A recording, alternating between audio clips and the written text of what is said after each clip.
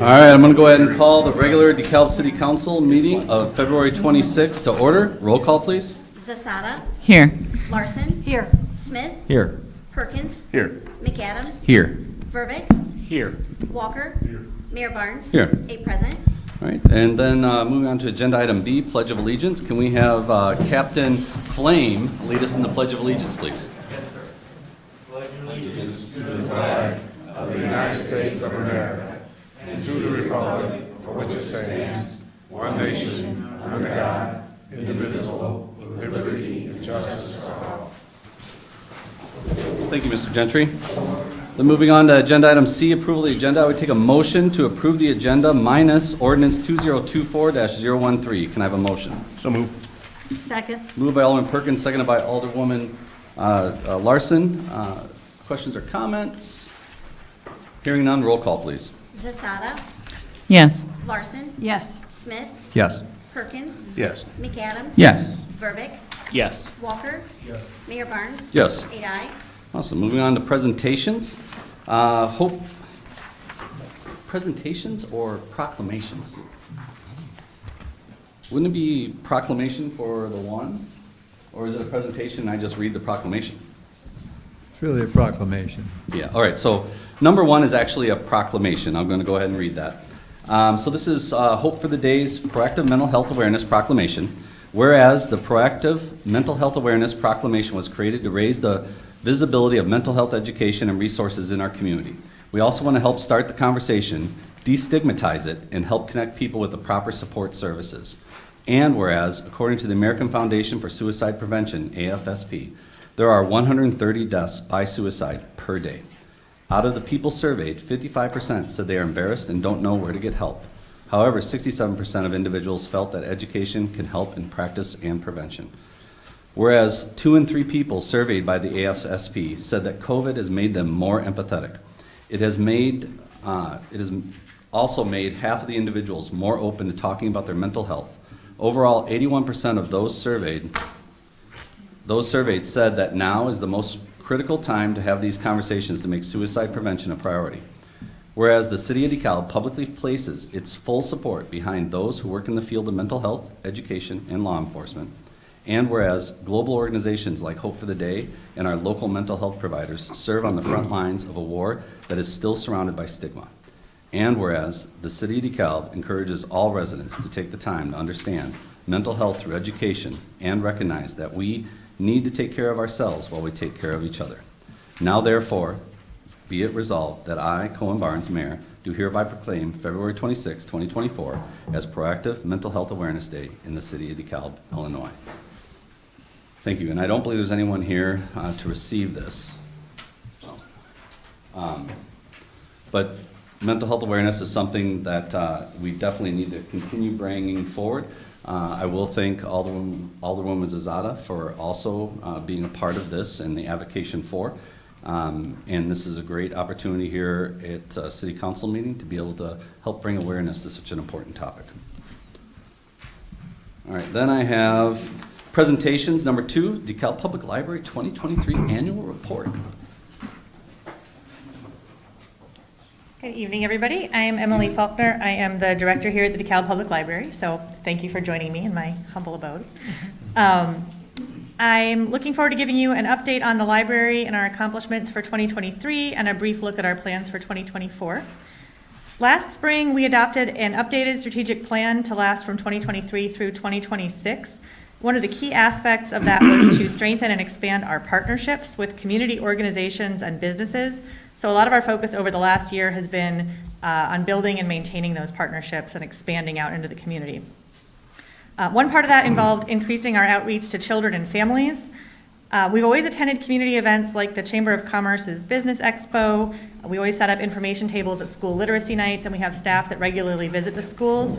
But last year, we also began including information about our services at the weekly Barb Food Mart boxes. So every family gets a monthly calendar of our programs, and we've started going sometimes to talk to them about upcoming events. We're also going to work with them in the future on the possibility of delivering library materials at their pickup, so people might be able to pick up their holds when they get their boxes to make it a little bit easier for people to do it. So hopefully that'll work out, and we'll be able to talk about that next year. We also had a great partnership program workout in the summer last year between the Park District, the Kishwaukee Kiwani, the Kiwanis of DeKalb, and the Friends of the Library. We all worked together to create a permanent story walk. If you don't know what a story walk is, we tried one out during the pandemic and it got really good reviews. It's a series of signposts, usually along a path, and each signpost has 2 pages of a children's book. So you read a couple pages with your kid, you walk a little bit, you talk about what you saw, you read another couple pages. Sometimes they have activities or movement exercises that you can do. So it's kind of a nice bonding experience for a family to have with a small child. We put those in at the Garden of Eden Park. So in Eden's Garden neighborhood, their park is Garden of Eden, and we go and change it about every month. Over the winter, there's a little break where nobody wants to go out and change the ice thing, but that changes every month, so please stop by and check it out if you have a chance. It's a really nice thing. Local businesses and nonprofits have provided some great opportunities for joint programs this past year. Thanks to some generous funding from the Kiwanis of DeKalb, we're going to be providing more food programming. They've funded us in the past for this and have started up again. We also, including, the most exciting one, we have a charcuterie demonstration and build your own board program this Saturday. I think it's at 5:15 that we're doing in partnership with Class 6. So if you want some exciting delicacies, please come by. Wilret's Flowers has become a regular partner for our plant swap and adopt programs. We've established a monthly story time with the Glidden Homestead where we go out and do our story time on their premises. We host a bilingual play and learn program with 4C and more. Luckily, sometimes these partnerships have led to opportunities to apply for grants that are larger than the ones we usually go for on our own. So last year, we worked with NIU to apply for a grant related to funding music events at the library. We're waiting to hear from that. Hopefully in early April, we'll find out that we got it. But it was been nice to work with them. We've also been a partner library and host site for the Illinois Humanities Big Read, which is sponsored from the National Endowment for the Arts. So that's going on now. We are reading 2 books, I think, on the idea of expanding the American dream. So it's been nice to work with larger organizations to get a bigger reach. I couldn't talk about partnerships without talking about the Friends of the Library. They raise thousands of dollars every year through their book sales and give all of that money back to the library so we can do more than we would without their support. And we work very closely with them to find what they want to support and what they're able to raise with their book donations. So we're grateful for that. One other thing about partnerships is that we have been able to try some interesting pilot programs. Last year we had a partnership with the University of Michigan to try a trainee social worker in the library program. We had someone here several times a week to do drop-in assistance to help people applying for benefits, get pointed in the direction of other service organizations, or use a small food and necessities pantry. That got a good enough response that we're looking into whether we could do it on a more permanent basis, because it really seemed to be something that people needed the help accessing those resources beyond a basic reference question. We're hoping to keep building on these partnerships and to bring more of the expertise and experience in our community to the library, not only so people can learn about it while they're here, but also so that they know those resources exist out in the rest of our community. But it's been a great year focusing on doing that. And then the only other thing I wanted to talk about is a quick note on our materials. So in addition to all of the regular books, magazines, DVDs, and things that we have, 2023 saw an expansion of our Library of Things. So if you don't know the Library of Things, it's a collection of non-traditional items that patrons have told us they would rather borrow than buy. Usually things you would want to use once or twice a year, maybe never again. So last year we started to expand our STEM kits, our craft kits, and this year we're starting to add yard games, craft tools, small electronic devices like label makers, car code readers, and my favorite, the ghost hunting kit, which will be coming out later this year. And then as part of that too, I was just talking to Alderman McAdams about our Roku increases. We've seen a lot of people who are interested in using our downloadable streaming options like Hoopla and Canopy, where you can get movies and TV shows. And then late last year, we started circulating Rokus. So if you have something on Apple Plus that you really want to stream and binge watch, but you don't want to pay for the whole subscription, we've got Netflix, we've got Hulu, we've got some niche services like Sushi Roll or Shudder, which do anime and horror things. You can check out a Roku, watch your whole series, and then send it back in without having to apply for the whole service. So that's been our fun one. We've been playing a lot with what people want to see on there. And then I want to wrap up just by saying that we're lucky to have such an amazing, dedicated staff. Everyone here has been committed to public service and shows that every day as they come to work. All the hard work and creativity makes it a wonderful place to be, and we're lucky to have a supportive and engaged community to serve. So it's been a good year. We're looking forward to another one, and I'm happy to answer any questions either about my programming rundown or about the financial stuff that I sent you. Council, questions or comments? Alderman Perkins. I just have one. So you're going to have some yard games? Yes, Jarts? not that one because people will die. I do have one of those. My stepmom has one of those in her garage with original points, but no, we opted for ones that weren't going to kill anybody. Excellent report. Thank you. Sure. Either. Any others? Well, I definitely commend you on the financial responsibility that you've had at the library. You all, your board and yourself especially, have done a great job managing your expenses, so kudos to you. It's great to see a taxing body that's living within their means. So Thank you. Yeah, we're great hoping to keep on being able to do that going forward and Yeah. still get what we need without having to ask anybody for any more than we need. That is great. So, Yes. All Any right. other questions or comments? All right. Okay, Thank thank you. Appreciate your time. Good night.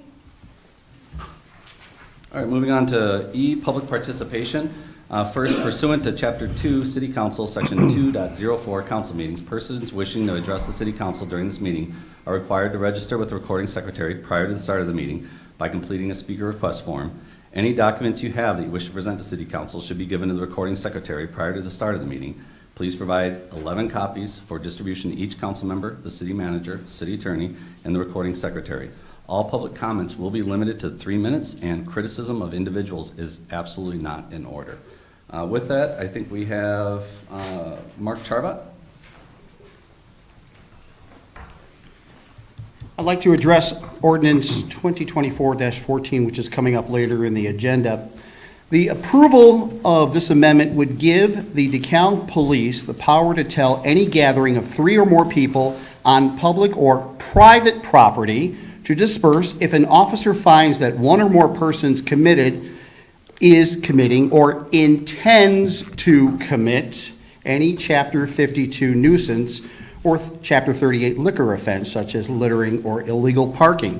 Failure to disperse makes members of the group subject to fines of $500. That's what it says. Let's look at this, or perhaps Chief Byrd can enlighten us on how have you trained your officers to predict future crimes? I would very much like to know. This sounds like a plot out of the Tom Cruise movie, The Minority Report, where they predict future crimes and you get arrested for it. The fact that this ordinance would also allow police to go onto private property, I said private property, to break up your summer family gathering where Aunt Michelle drinks 1 too many drinks and drops her empty red Solo cup into the street is just problematic. How soon this council and mayor have forgotten history of this very council. Right here in our town, back in winter of 2016, this council tried to approve the same ordinance, and there was a huge community outcry about who this ordinance is really targeting. The fact that our mayor was in attendance at this very meeting on March 14th, 2016, when this similar nuisance ordinance was withdrawn by this city council because it did not pass constitutional muster. Then Police Chief Lowry admitted it was a mistake. A little more history. When this ordinance was up for second reading on January 25th, 2016, the ordinance was referred back to the HRC for discussion. This is another reason why the HRC is so important. The HRC determined that it was First Amendment issues and would target some members of our community unfairly. After a very negative reception by the public, it was withdrawn by a then wise city council. So the question is, who came up with this nonsense? And did you not do your homework and think that the public would forget when you tried this the first time? The police chief, city manager, the mayor, were you not aware of this before? It certainly was not the public who came up with this idea. And then moving on to the next person, Howard Solomon. Oh, no, you're L4, aren't you, Howard? You want to wait? We'll wait till L4. I'm sorry about that. And then I have another person who did not disclose their name or if they even live in the city of DeKalb. I assume it's you, Mrs. Martinez? I can't see you.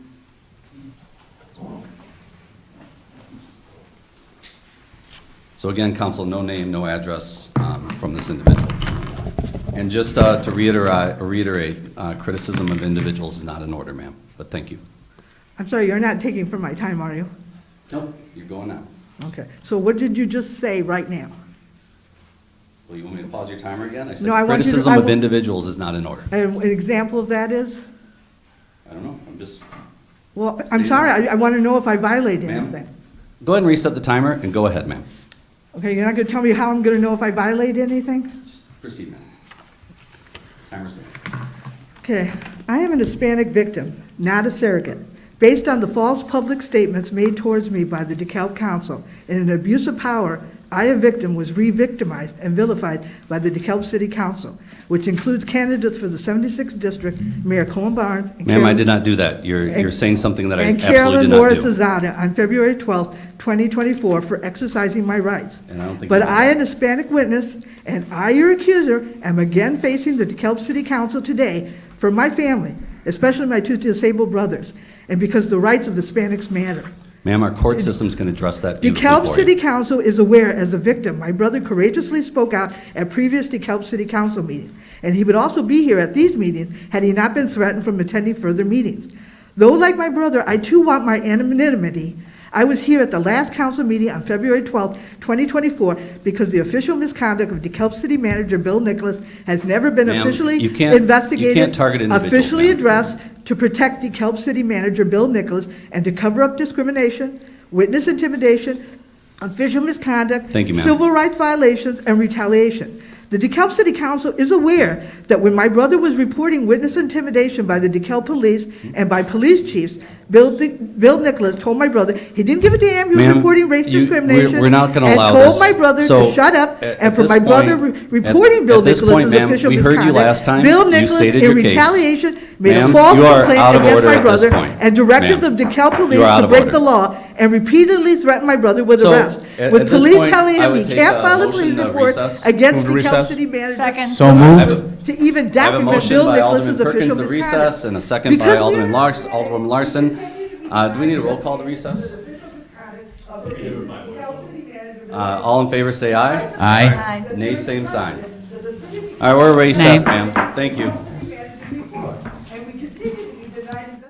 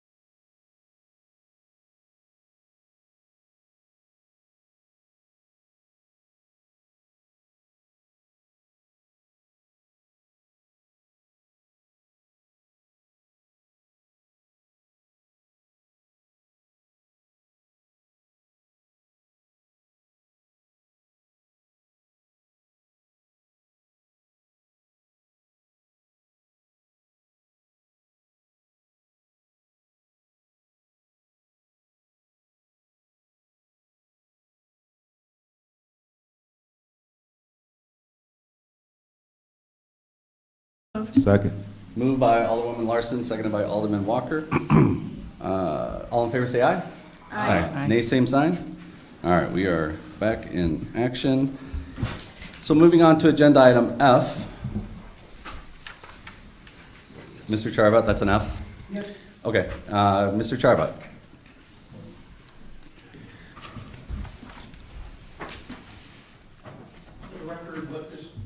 Is this thing on? There we go. For the record, I believe what you just did violated the Open Meetings Act.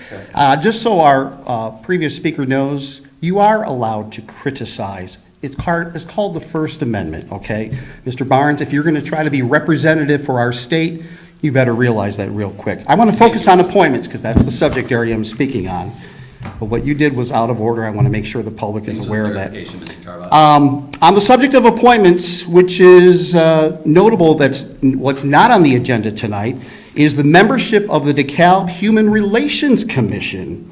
You know, late November, Mayor Barnes dismissed 2 very qualified members of the HRC. The reason, although not indicated specifically by the mayor, but speculated by members of the public, is because these 2 highly qualified commission members actually acted independently of the mayor's agenda, and hence their terms were not renewed. It's my understanding that these 2 individuals who have served the city well on this commission were blindsided by the mayor's firing. Gosh. No, not to be clear, I didn't renew, after 19 years, one of them, I didn't renew their term. If I That was it. interrupt you, I would get kicked out of this meeting. I'm not allowed. Please Oh. don't interrupt me, Mr. Barnes. Thank you. Well, let's We stay on these certainly- appointments, though, We Mr. certainly Tarvat. have we certainly, you know, having commission members having a different point of view maybe is not on the mayor's agenda. Now, as a result of the mayor's reckless action, and according to committee assignments distributed to the city council, the Human Relations Commission does not have enough members to obtain a quorum. You have 3 members. There are only 3 members that remain, one of whom doesn't even show up for the meeting, so you really have 2 members. The mayor provided this commission with a false narrative indicating he wanted new membership on boards. Great, if you're going to do that across the board. But every other appointment, you renew the memberships. These 2 board members, you decided not to. So now we have a Human Relations Commission that cannot meet. They had to cancel their February meeting. They still don't have members. I know many community members I'm aware of have applied for this commission. When are we going to get this commission up to par? This commission has been Next part of the agenda- city ne- since the 1950s. Next meeting, Mr. Charvat, it's going to be on the agenda. It's not on tonight's agenda. You had to I cancel a couldn't. meeting already. I couldn't So put it on. do your job, Mr. Mayor. Thank you. Sure. I'd just like to congratulate the DuPage Republican Party for disrupting our meeting with this coordinated effort with the 2 of you. Excellent work. So, moving on to appointments. So the appointments that are before us, and I'll take a motion in a second, are both of these revolve around government entities that have to fill, I think they might be both, are they ex officio or no? No, okay, so they both represent the government entities. Brian Gregory being part of the DeKalb County, he's our DeKalb County Administrator, and then Nick Newman, who, if I remember right, works for, KWRD. yes, so the Kishwaukee Water Reclamation District. So it's those entities that are actually putting forward, hey, this is the person that we're gonna have represent us on the board, and that's all this ultimately is. So, well, first I'll take a motion for approval. So moved. Second? Moved by Alderman Perkins, seconded by Alderman McAdams. City Manager, you have any more comments on that? Okay. Questions or comments, council? Oh. So the motion that was moved and seconded was for the appointment of number 1, appointing DeKalb County Administrator Brian Gregory to the Airport Advisory Board as per Chapter 45, Airport Advisory Board, Section 45.03, membership. And then number 2, appointing Nick Newman to the Citizens Environmental Commission as an ex officio member, so he is, as per Chapter 50, Citizens Environmental Commission, Section 50.02-B, membership. We already have a motion and approval, no more questions or comments, so roll call, please. Larson, Yes. Smith, Thanks, Yes. Alderman Smith. Perkins, Yes. McAdams. Yes. Verbic, Yes. Walker, Yes. Zasada, yes, Mayor Barnes. Yes. 8 aye. All right, they've been approved. Moving on to agenda item G, consent agenda. Number 1, minutes of the regular city council meeting of February 12, 2024. Number 2, accounts payable and payroll through February 26, 2024 in the amount of $3,935,460.59. And number 3, Freedom of Information Act FOIA report, January 2024. Can I have a motion to approve the consent agenda? so moved. Second? Moved by Alderwoman Zazada, seconded by Alderman Verbic. Any questions or comments, council? Hearing none, roll call, please. Smith, Yes. Perkins, Yes. McAdams. Yes. Verbic, Yes. Walker, Yes. Zasada, Yes, Larson. Yes. Mayor Barnes. Yes. 8 aye. All right, the consent agenda has been approved. Then moving on to agenda item H, public hearings. I'm going to open the public hearing at 6:24 PM. This is a public hearing regarding a lead replacement project plan and related application to the Illinois Environmental Protection Agency for loan assistance. Is there any members of the public that wanted to speak on this item? Hearing none. Any questions, council? Any discussion? Hearing none. I'm going to go ahead and close the public hearing at 6:24. Moving on to agenda item A, considerations. We have none. Agenda item J, resolutions. Number 1, resolution 2024-023, awarding a sponsorship grant of $5,000 to the DeKalb Wrestling Club for the 2024 Illinois Elementary School Association, IESA, State Wrestling Tournament on March 8th through 9th, 2024. Can I have a motion to bring to the floor? So moved. Second. Moved by Alderman Perkins, seconded by Alderman Walker. City Manager. Thank you, Mayor. Yeah. We finally get to some good community stuff. This is, as you know, an annual event that has been going on at our Combo Center on the NIU campus since 2003. It involves young men who are in grades 5 to 8 around the state who are wrestling for a championship. We get a lot of fans that come to this, so it's good for our local restaurants and hotels and so forth. The experience is meaningful, certainly for the participants and parents and family members and friends that show up as well. We shine generally, and I want to say that we get a lot of assistance not only from the local DeKalb Wrestling Club, which really carries most of the load here. They're the local host. They provide the greatest share of the logistics, and also through the year provide the club support that these young wrestlers need to learn as they're getting further along in that sport. But also the DeKalb County Convention and Visitors Bureau is very much involved in this, and they certainly promote this strongly throughout the year, and particularly now as we're getting close to that weekend. I want to thank NIU for their support. Obviously, it's a thrill for young people in grades 5 to 8 to show up at the big Combo Center and have that big crowd, and it's really inspiring, I think, for the participants and also for those that sit in the stands and get a chance to witness it. So I hope you'll support our $5,000 contribution. Council, questions, comments? Alderman Walker. Hey, good job on this one. I attended this for, a few years, and it's pretty bad. You know what? I like this. Those kids look forward to it like I used to look forward to playing in the Super Bowl one day. That never happened. So, hey, good job on this one. Good job. We're down the list on the Super Bowl. Good job. Good job. Any other council? Alderman Perkins. I'll echo Alderman Walker's thoughts. This is an awesome event, big deal for these kids. I think it probably, Alderman Verbeck helped me out here, but it does genuinely pack the convo. So it's a full house of great stuff to see. High-level wrestling. Great job. Alderwoman Zada. Sure, and I love that we're in a position to support it, recognizing all of the investment of the club and of the wrestlers and of all of those parents who are putting in their time and effort and energy to make this possible, to make it happen for the city of DeKalb, and resulting in, what is it, millions of tax dollars, tax revenue? Brings in a lot of people, for sure. It's Right. a win-win. Yes. Thank you. Any other comments or questions? Hey, last one. I'm sorry. Yeah, go ahead, Alderman Walker. I don't want you being mad at me for talking, but hey, I know the guys who stand behind this, and they're pretty solid guys. They go out in communities and they get the kids who can't make it there. They go pick them up. This was great, man. Good job on this one, seriously. So I agree. I get to go every year, and the intensity and how electrifying that environment is for a bunch of elementary school wrestlers.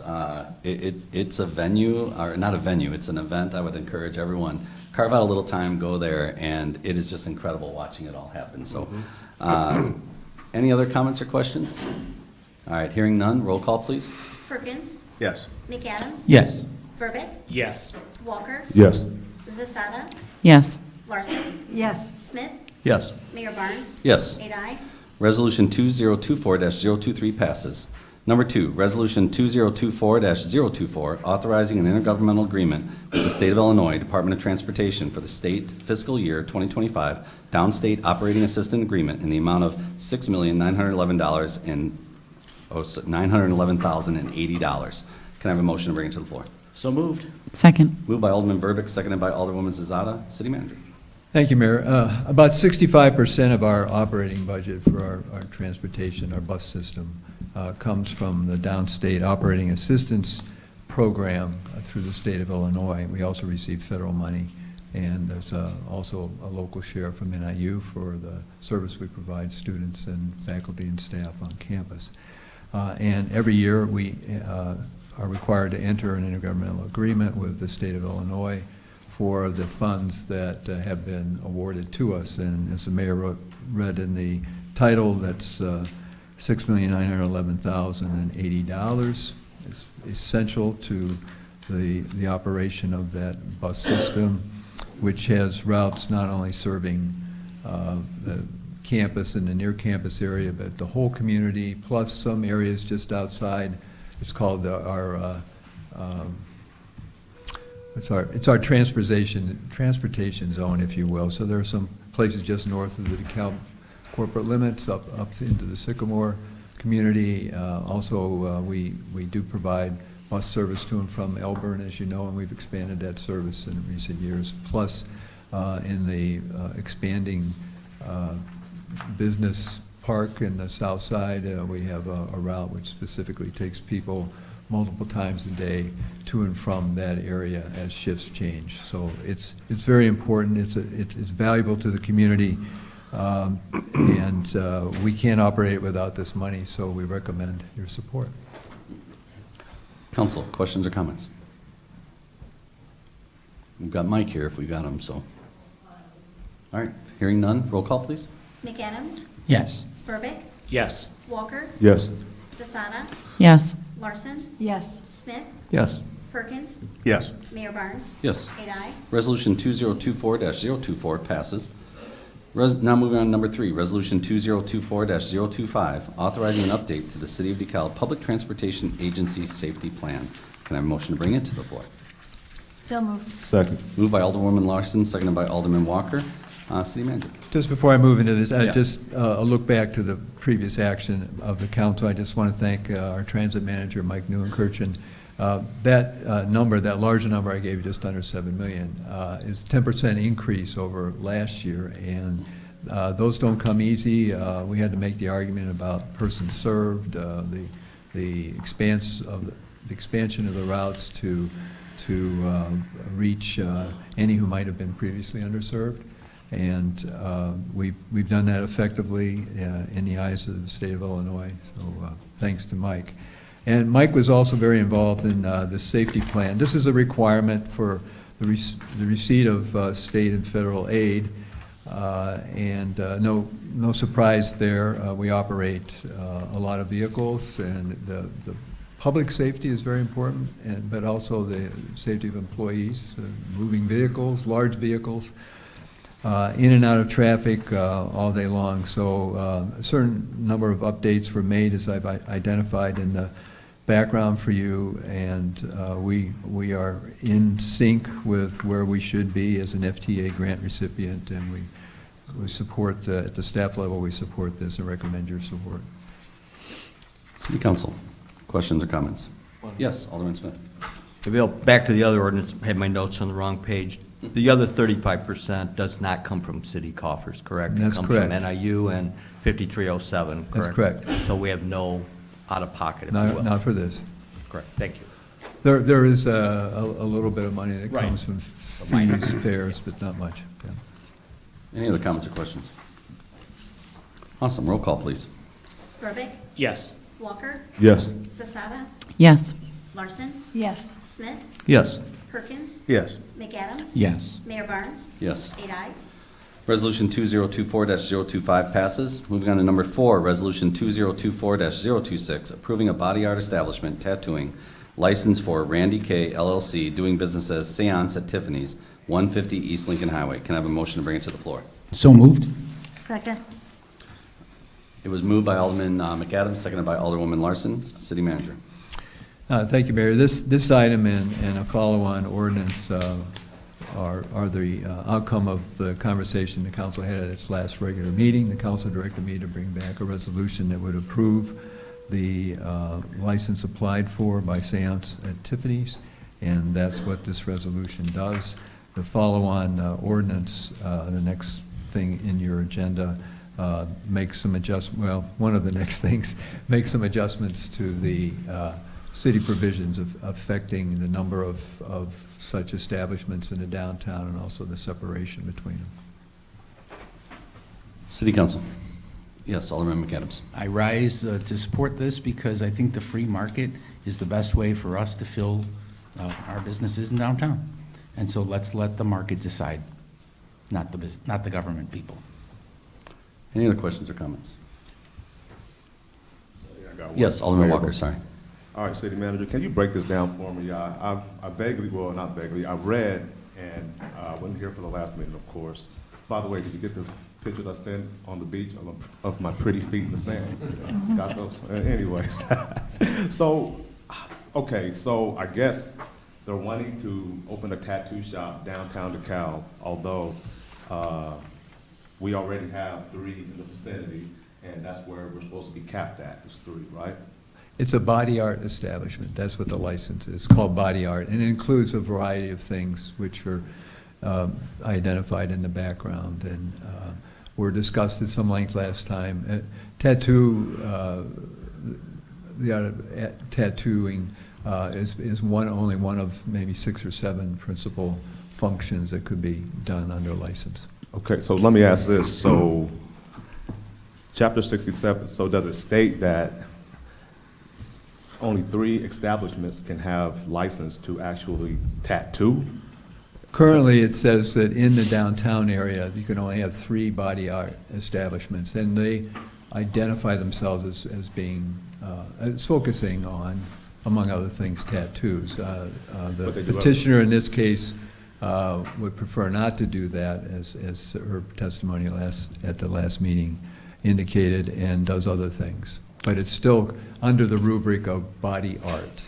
So you're doing certain things that are described by definition in our code that fit that description. Can I? Sorry, Larson had her hand up first. I might be more of the age of, it would be like a woman of my age, your eyebrows start going, so you'll have them tattooed, or eyeliner, or your lips fade, so you'll do this. So it's a very cosmetic tattoo. So yes, it uses the same tools as tattooing, but it's not going in to get a full sleeve or something. It's really it's permanent makeup, I believe, not speaking out of turn.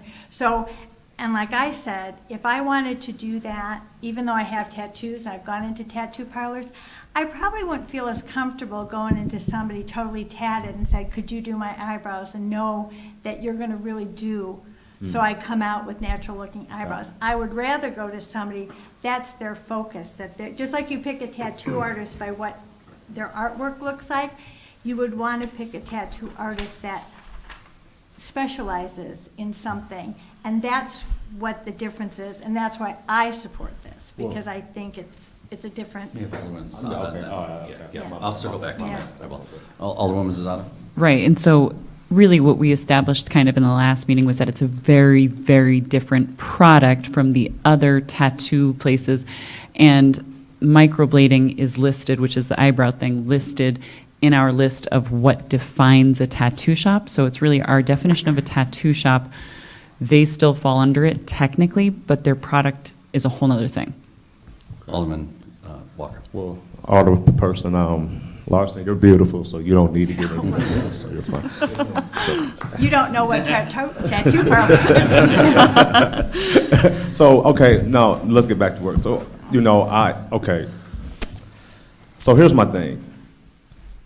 So, look, I'm a rule setter, and that's what I stand by, and I have to, because that's just the way I was brought up. So what I'm asking is this, and I'm sorry if I keep asking the same question. Is there a way that we can have her get up there and talk, so I can ask the lady?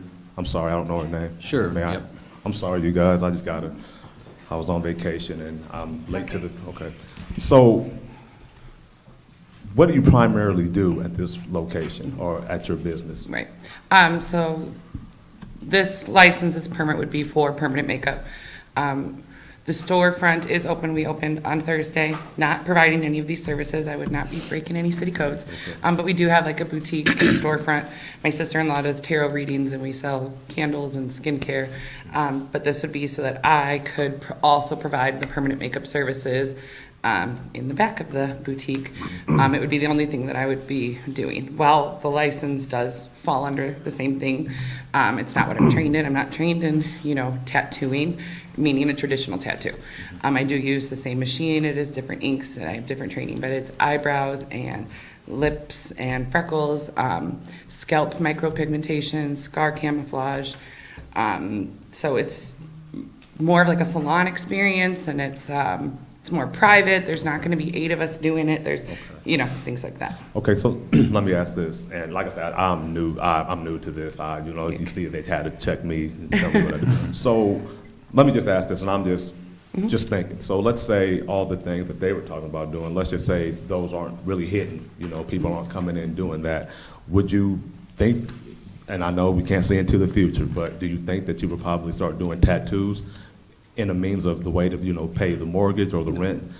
Or would you get a tattoo artist in there, and would it just turn into a full-blown tattoo shop? Because that's what I'm worried about. Right, I understand your concern. Sorry, I didn't mean to interrupt. No, you're fine. No, absolutely not. I work for an insurance company that does quite well, and that is what made us able to pay the mortgage, the rent, without, even if I never sell a candle in there or get to provide these services, it's, I work on my computer doing my insurance job during the day. So, no, I am not trained in that. I would have to go through an apprenticeship that would take, anywhere from 1 to 3 years under a tattoo artist, which is what I actually started to do a couple of years ago, and found that my passion was in the cosmetic makeup. I was a cosmetologist for 20 years. But also, we did really well. We did a soft opening a couple weeks ago, and we made rent that day. Okay. Thursday night was our grand opening, and we were slammed. Everyone's like, my aunt's like, look at all your friends, and I'm like, I don't know any of these people. And it was, we probably had 80 people, 100 people come in from the community that I've never met before that have just been following us online and social media. Okay. So if I was not permitted this license, we're still planning on keeping it open. And if I was permitted this license, but that wasn't something that was, wasn't a hit. I believe that everything happens for a reason, which is why, I signed the 1-year lease knowing, I was shocked. I left here crying last week. I couldn't believe that the meeting went the way that it, so positive, and that there was some support. Okay. I just needed to show up and try.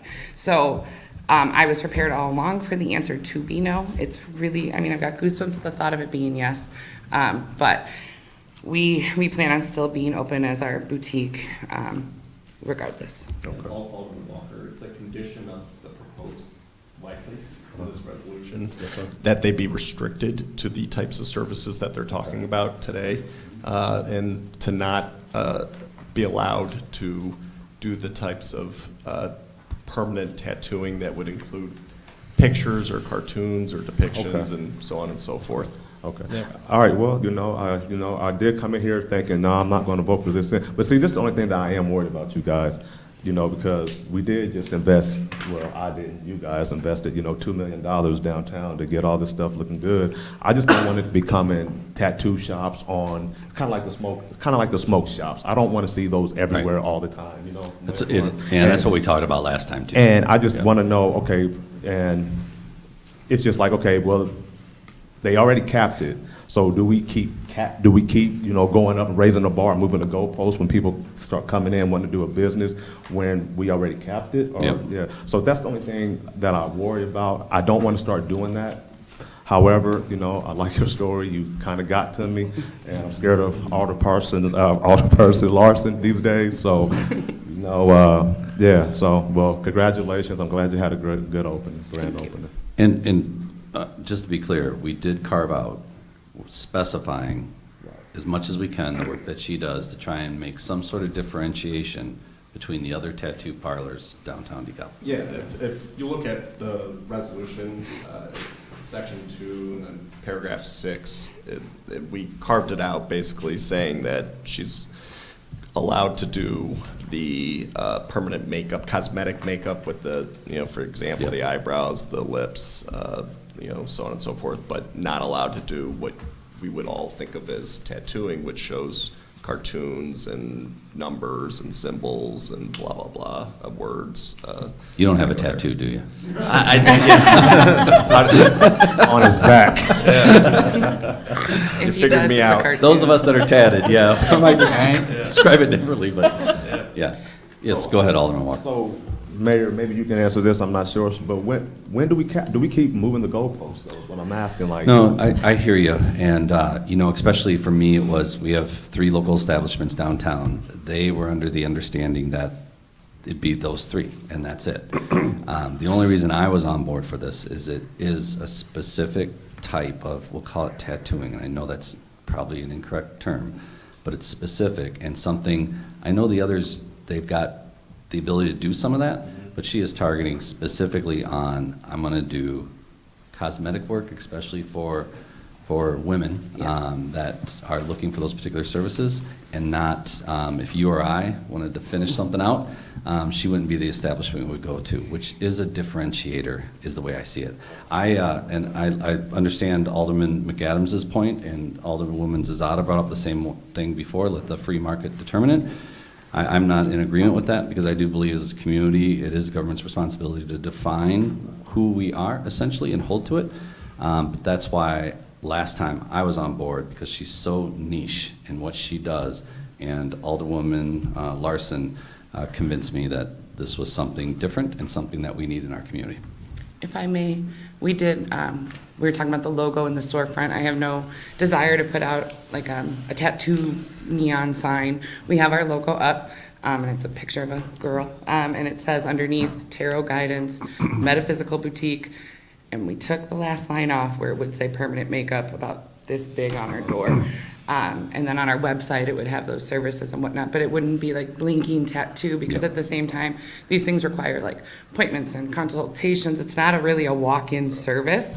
So I wouldn't want to be, I mean, if I'm open and we can do it, let's do some eyebrows. But I'm just saying, it's more of a salon experience. It's not, unless you walk by and saw it there, or you're Googling for that specific service, it's not, nothing about it screams tattoo shop. I get it. All right, well, this will be my final question. Can you stitch me some abs on? Yes, absolutely. Absolutely. All right.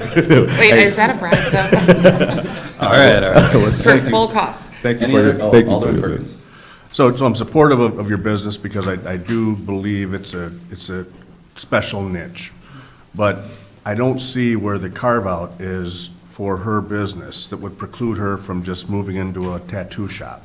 I don't see it in the ordinance proposed later or in this piece. Yeah, to refer you back, it's a condition of the license, and I would refer you to it's the section 6, or section 2, paragraph 6, and it says the applicant shall conform to her representations made in the application for the license and during the hearing on the license, including but not limited to the representation that the body art services provided under the license shall be strictly limited to permanent cosmetic and makeup services, gives examples, eyebrows, eyeliner, lips, but shall not include body art that depicts any cartoon, character, design, graphic, image, letter, number, photo, picture, symbol, word, or similar depictions. So wasn't that because the terminology, they're too similar to tattooing? So Yes, rather there's than no- modifying the ordinance Yeah. for this in a way, her license that will come up for renewal is dependent upon this specific service that she provides. So then what happens if, and I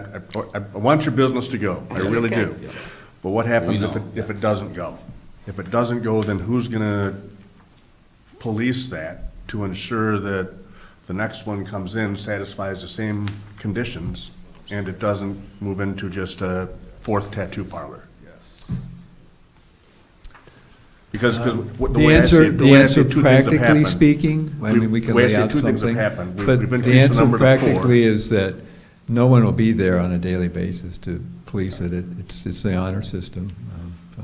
Because what we've done is we are increasing the ordinance to 4, right? And then we're also decreasing the distance to allow this. So, But let's say it's the honor system, and just by chance, Alderman Perkins goes in to get not that you're missing any hair, but let's say hair tattooed, and in the chair in front of him is someone getting a Daffy Duck tattoo on their leg. Yep. And he brings it to council saying, I was in there, I saw this. Is there an opportunity for future councils to remove the license or revoke it, or? That would be a violation of the condition of their license potentially, right here, and that would be we could use that to revoke the license in a hearing. And I trust you, I have faith in you. She's not the one I'm worried about. What I'm worried about is if she goes out of business, and then we're allowing 4 tattoo parlors in addition to within close proximity in the downtown area too. And I think that goes to your point of saying, well, what do we want the downtown to be? Yeah, so one of the things that we could do with the ordinance is when we increase it to 4, we could decrease it back down to 3, the moment, any of these give up their license. Because we Like could we've done deny with the our future liquor. license that comes before council for that person and change the ordinance at that Yeah, time. I would be supportive if we do that. If it goes from, I would be supportive of allowing this to go to 4, but then when 1 goes away, then it goes back to 3. Yeah. Then that gives some wiggle room for her and her business, but then at the same time, it's really just 3. Okay. Which would require a modification of the ordinance, which is what we cannot approve tonight, or could we add that tonight? Yeah, you can amend it tonight. Okay, and get all right. that draft. Yeah, So I would propose that amendment. Second. all right. All right, so right now, we're just on the resolution, we're not at the ordinance level.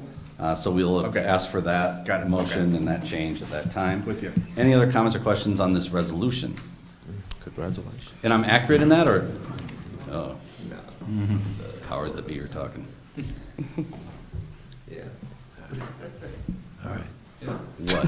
Are we good? I can move forward and we'll discuss it? All right, fine. Good enough. Roll call, please. Walker, Yes. Zasada, Yes. Larson, Yes. Smith, Yes. Perkins, Yes. McAdams. Yes. Verbic, Yes. Mayor Barnes. Yes. 8 ayes. So resolution 2024-026 passes, to be discussed later. Moving on to agenda item K, ordinance's second reading, we have none. And agenda item L, ordinance's first reading, number 1, ordinance 2024-011, authorizing boundary modifications to the area known as the DeKalb County Enterprise Zone, Amendment 4, Chicago West Business Center. Can I have a motion to bring it to the floor? So moved. Moved by Alderman Perkins, seconded by Alderman Smith. All right, you know you gotta speak up. Sorry, city manager.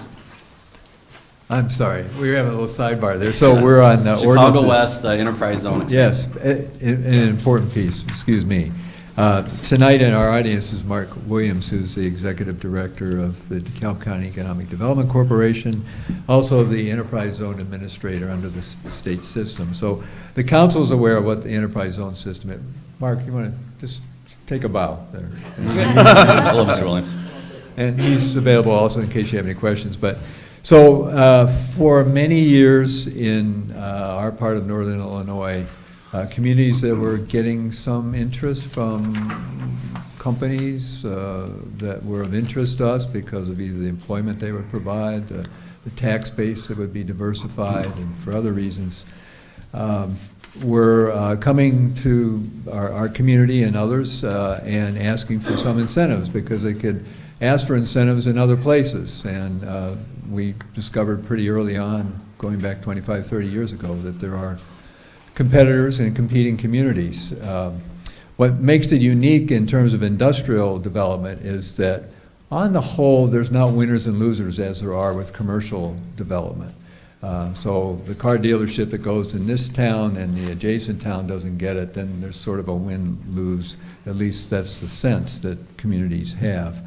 But when it comes to industrial, usually there are another list of peculiar or unique characteristics about the community where they want to go.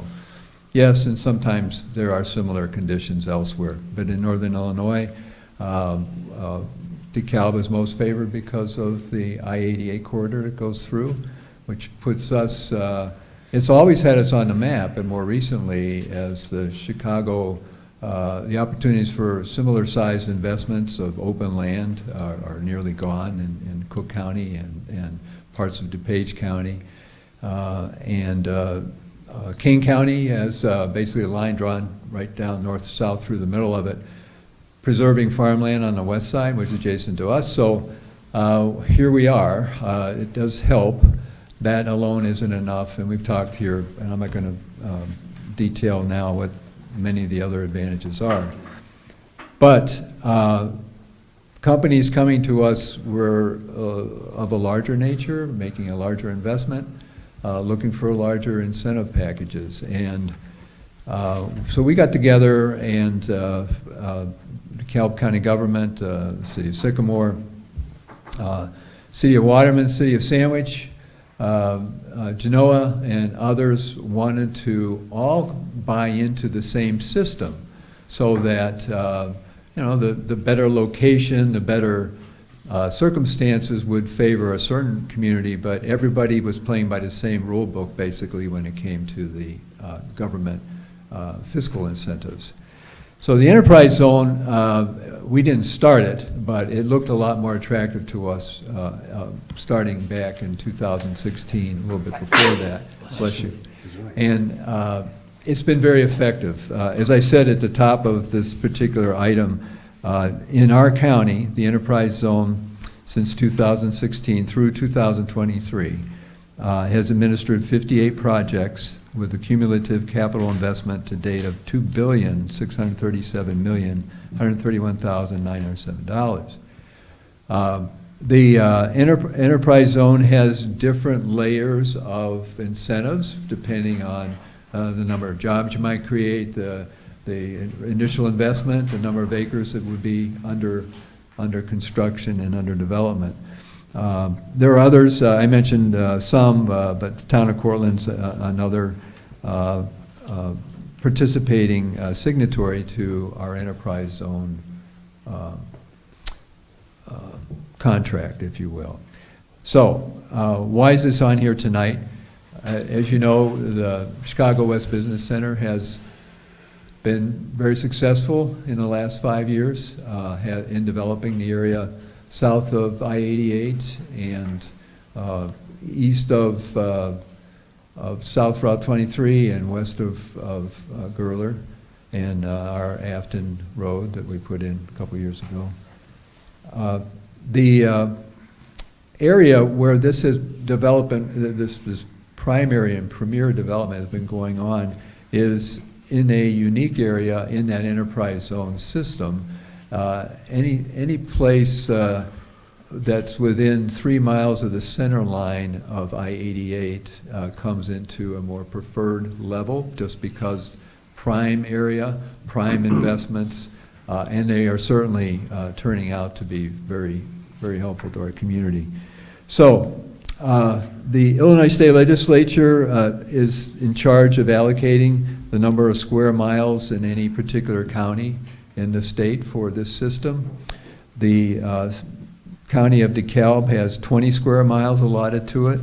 11 square miles have been allotted to date, or 55% to the city of DeKalb for the reasons that we all know, that a lot of prime development has been happening in our area.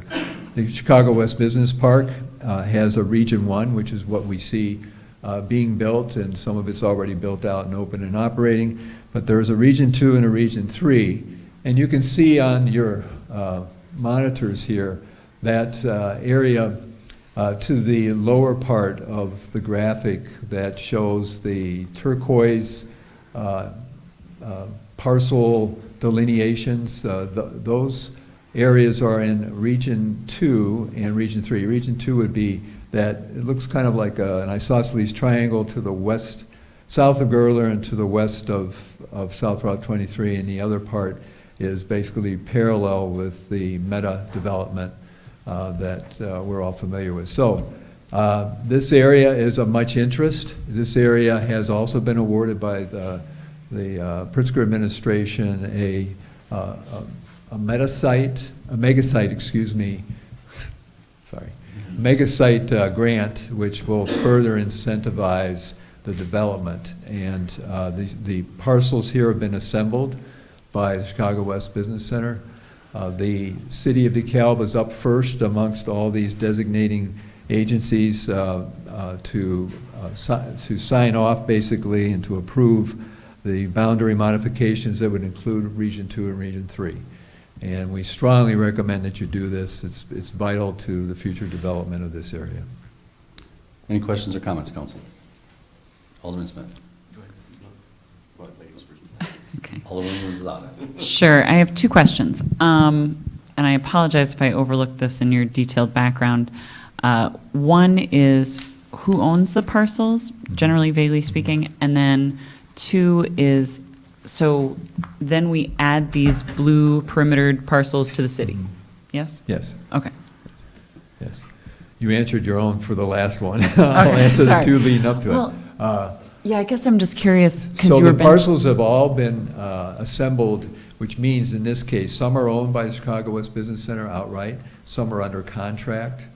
So serious contracts have been made with the individual parcel owners, just as the original Region 1 was developed. They're started with contracts. If projects don't materialize after a couple of years, then usually the contract says unless you can extend them indefinitely, that will go back to, in this case, farming. So that's the case.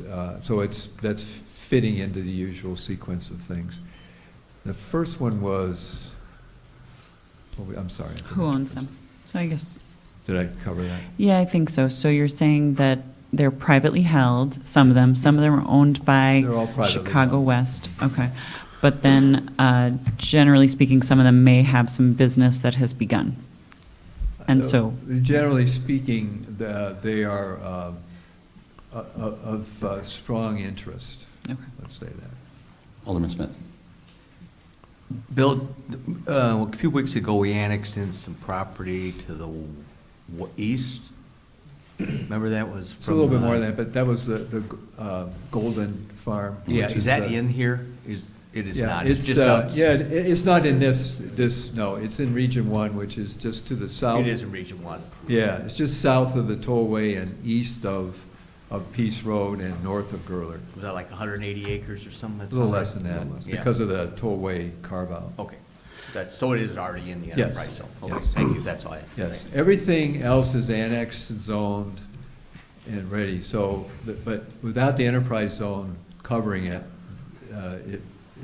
it will not be of interest. So. Thank you. Alderman McAdams? Yeah. Okay. I just wanted to comment that anything that we can do here that would lead to the opportunity to lower property taxes later is something I will vote for today, tomorrow, and any day we hold the vote. Any other comments or questions, council? Hearing none, roll call, please. Zasada, yes. Larson, Smith, Yes. Perkins, Yes. McAdams. Yes. Verbeck, Yes. Walker, Yes. Mayor Barnes. Yes. 7-0. Ordinance 2024-01 passes on first reading, and I think we should take a motion to waive second reading. So moved. To waive Second. second reading and approve. Moved by Alderman Verbeck, seconded by Alderman Perkins. Any other comments or questions on that? I just want to mention that Mark Williams will be shepherding this through the other taxing bodies, and our hope is to get this done in the next 30, 60 days. And then that checks a very important box for Yes. the Chicago West Business Center. All right, roll call, please. Smith, Yes. Perkins, Yes. McAdams. Yes. Verbeck, Yes. Walker, Yes. Zasada, Yes. Mayor Barnes. Yes. 7-0. Second reading has been waived for ordinance 2024-011. Now, ordinance number 2, ordinance 2024-012, amending Chapter 67, Body Art Establishments, Tattooing, Section 67.03, Qualifications for Body Art Establishment License, Section 6705, Public Hearing on Application for Body Art Establishment License, and Section 6706, Issuance of a Body Art Establishment License. Can I have a motion to bring this to the floor? So moved. Moved by Second. Alderwoman Zazada, seconded by Alderman McAdams. City Manager. Thank you, Mayor. Hearing the previous discussion on a resolution, then the council may want to amend this ordinance with language something to the effect that in the event that one of the 4 licensed body art establishments closes through retirement, whatever the purpose, that the city council will only sustain or maintain 3 such establishments. Yes, that's right. So, I'm sorry, I read this and brought the motion in a second, and I was, how procedurally? Yeah, you take a motion to amend this ordinance. But I've already brought the motion for Which is this. fine, yeah, to motion this, to amend would And then I'm good? Yeah, Okay. if the motion to amend is made and seconded, that you would take a vote on that motion to amend first. Okay, so I would take a motion to amend this particular ordinance. So move to amend it so that it goes back to 3 after 1 leaves. Moved by Alderman Perkins, seconded by Alderman Walker. Second, exactly how he said it, yes.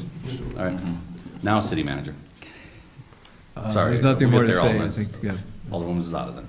Yeah, sorry, I want to speak to this specific amendment because I think it's a very different thing if, okay, they're just 3 that are tattoo-y places and 1 that's like a beauty place. And so then, say it's one of the tattoo places that leaves, you see what I'm saying? No, good. That's what, thank you. Right. The less the better in my estimation. Yeah, and this, according to the ordinance, we can't make really a differentiation between tattoo parlors. So that's why we're saying we'll go to 4 to allow this business. Ultimately, the spirit of this is 3 tattoo parlors in town. She is something different. I wish I had water. I'm sorry, ma'am. Okay.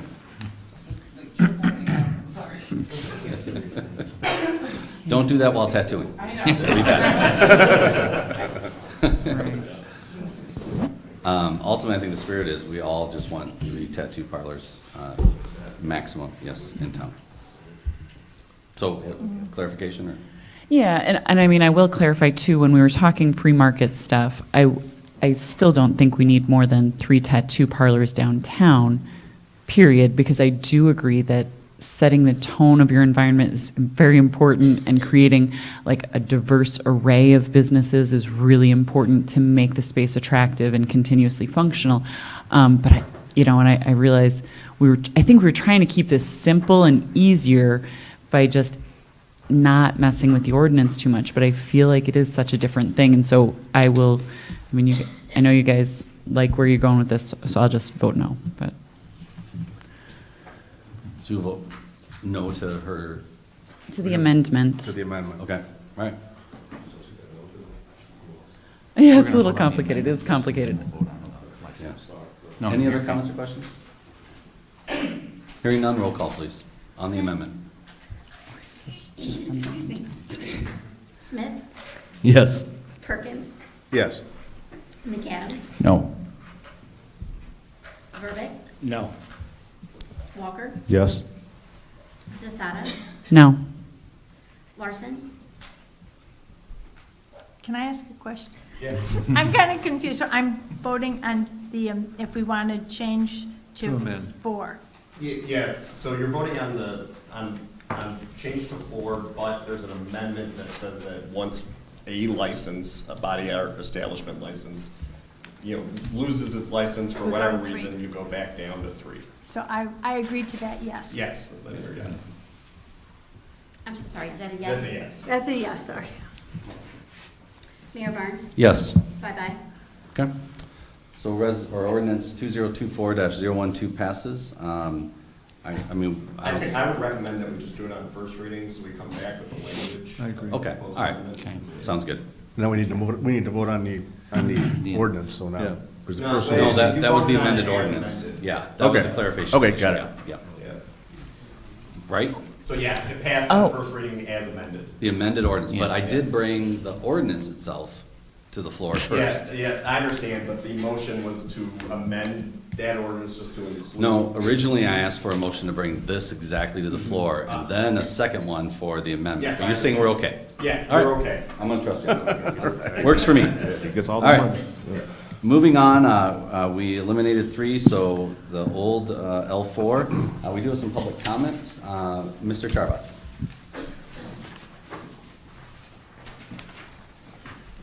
I'm going to be very brief because I summarized basically what I need to summarize before, but I do want to mention that there is a problem with the word in the ordinance, the phrasing where the officer can predict who intends to commit a crime. How many of you can intend or predict the future? We'd all be at the casino right now if any of us could do that. So there's a problem with that. Is this also to make money? $500? Who is this going to target? So this really needs to be taken back to the HRC like it was in 2016. Again, you have history on your side. Review the meeting minutes from the council meetings in January through March of 2016. Also review the HRC meeting minutes back in the days the HRC used to meet. That is important to check out. Thank you. All right. We also have Howard Solomon.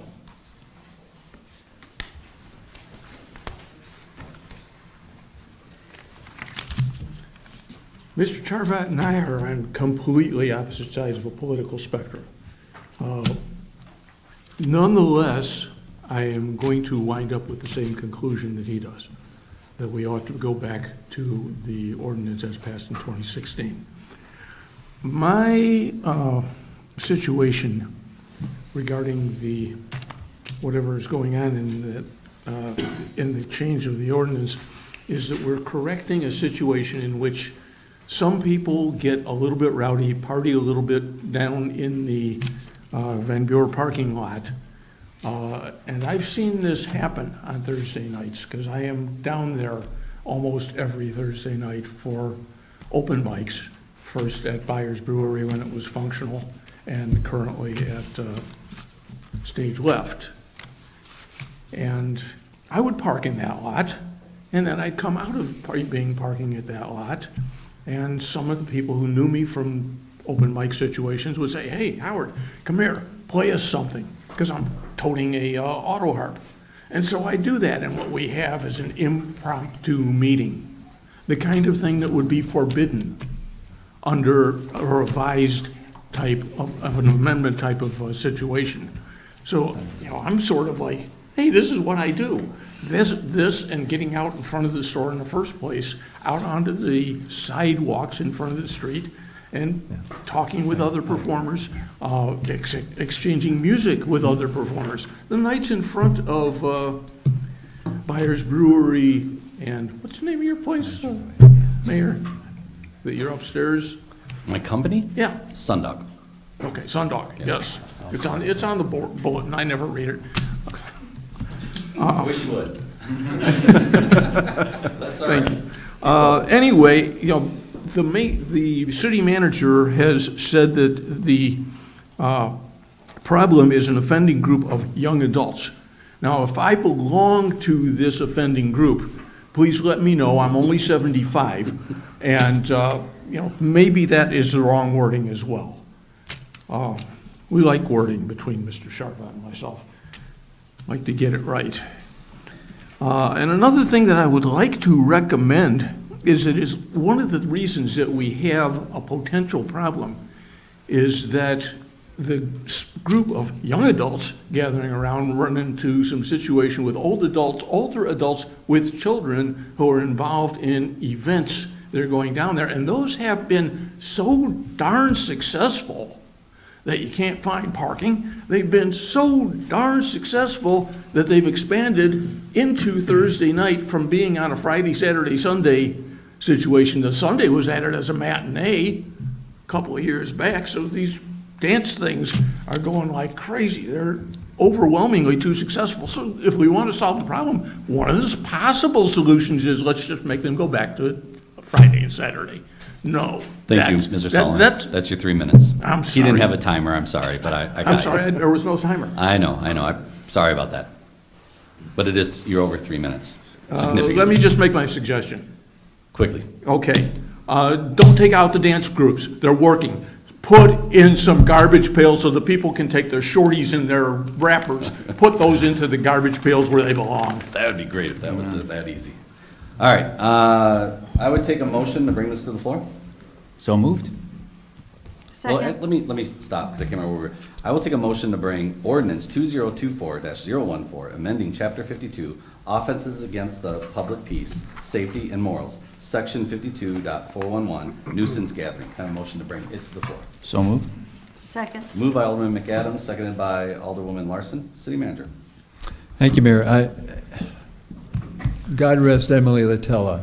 Remember that old Saturday Night Live person would rant and rave, and at the end somebody say, well, no, it's really about this. Oh, never mind. So it's not about penalizing the dance groups. In fact, it's the dance groups that are being harassed and parents who are very nervous, and it's one of the reasons that I bring this before you tonight. Nuisance gatherings of the type that Mr. Shabat described were dealt with a year and a half ago. No, it's very specific, and it's on the top of page 9 of your background. This is an ordinance that gives the police department, and I quote, a tool in situations where at least one person may be disruptively intoxicated and belligerent. Not smiling, laughing, but belligerent. The words are purposely chosen, and I'll defer to the city attorney about the art of the legal language, but that's what we're trying to do here. So we have a couple of things. Obviously, open containers, people drinking in a parking lot or sitting in their car with an open container are violating the law. But you don't always see that. But when there's a crowd, which is what happens quite often in a couple of places in our downtown area, and could happen anywhere, I guess, and the crowd is intoxicated and drinking openly, this gives the police another tool, and it has a higher fine. It may get the attention of those people who don't seem to have any regard for the general public, and particularly younger people who, I don't mean younger people as the offenders, younger people who are the victims of having to see this and to walk around it and navigate to get to where they're trying to go. So I'll ask the city attorney to talk about what intent means here and how that is an artful phrase. This code violation, nuisance gathering, it already exists in our code. This proposed amendment includes some specific offenses. Right now, our code lists about 11. The last time, if you guys recall, that we visited this was during the COVID epidemic, where we, or I guess we're still in it, but in the heights of the COVID pandemic, when there was a specific enumerated offense for congregating in parking lots without masks under a public health order, so on and so forth. That was a nuisance gathering. That has since actually been amended and been repealed, from this. But we've so this is nothing new, is what I want to say. It's there. We just added some additional offenses like fighting or discharge of a firearm, things like that. And to the language of intends to commit.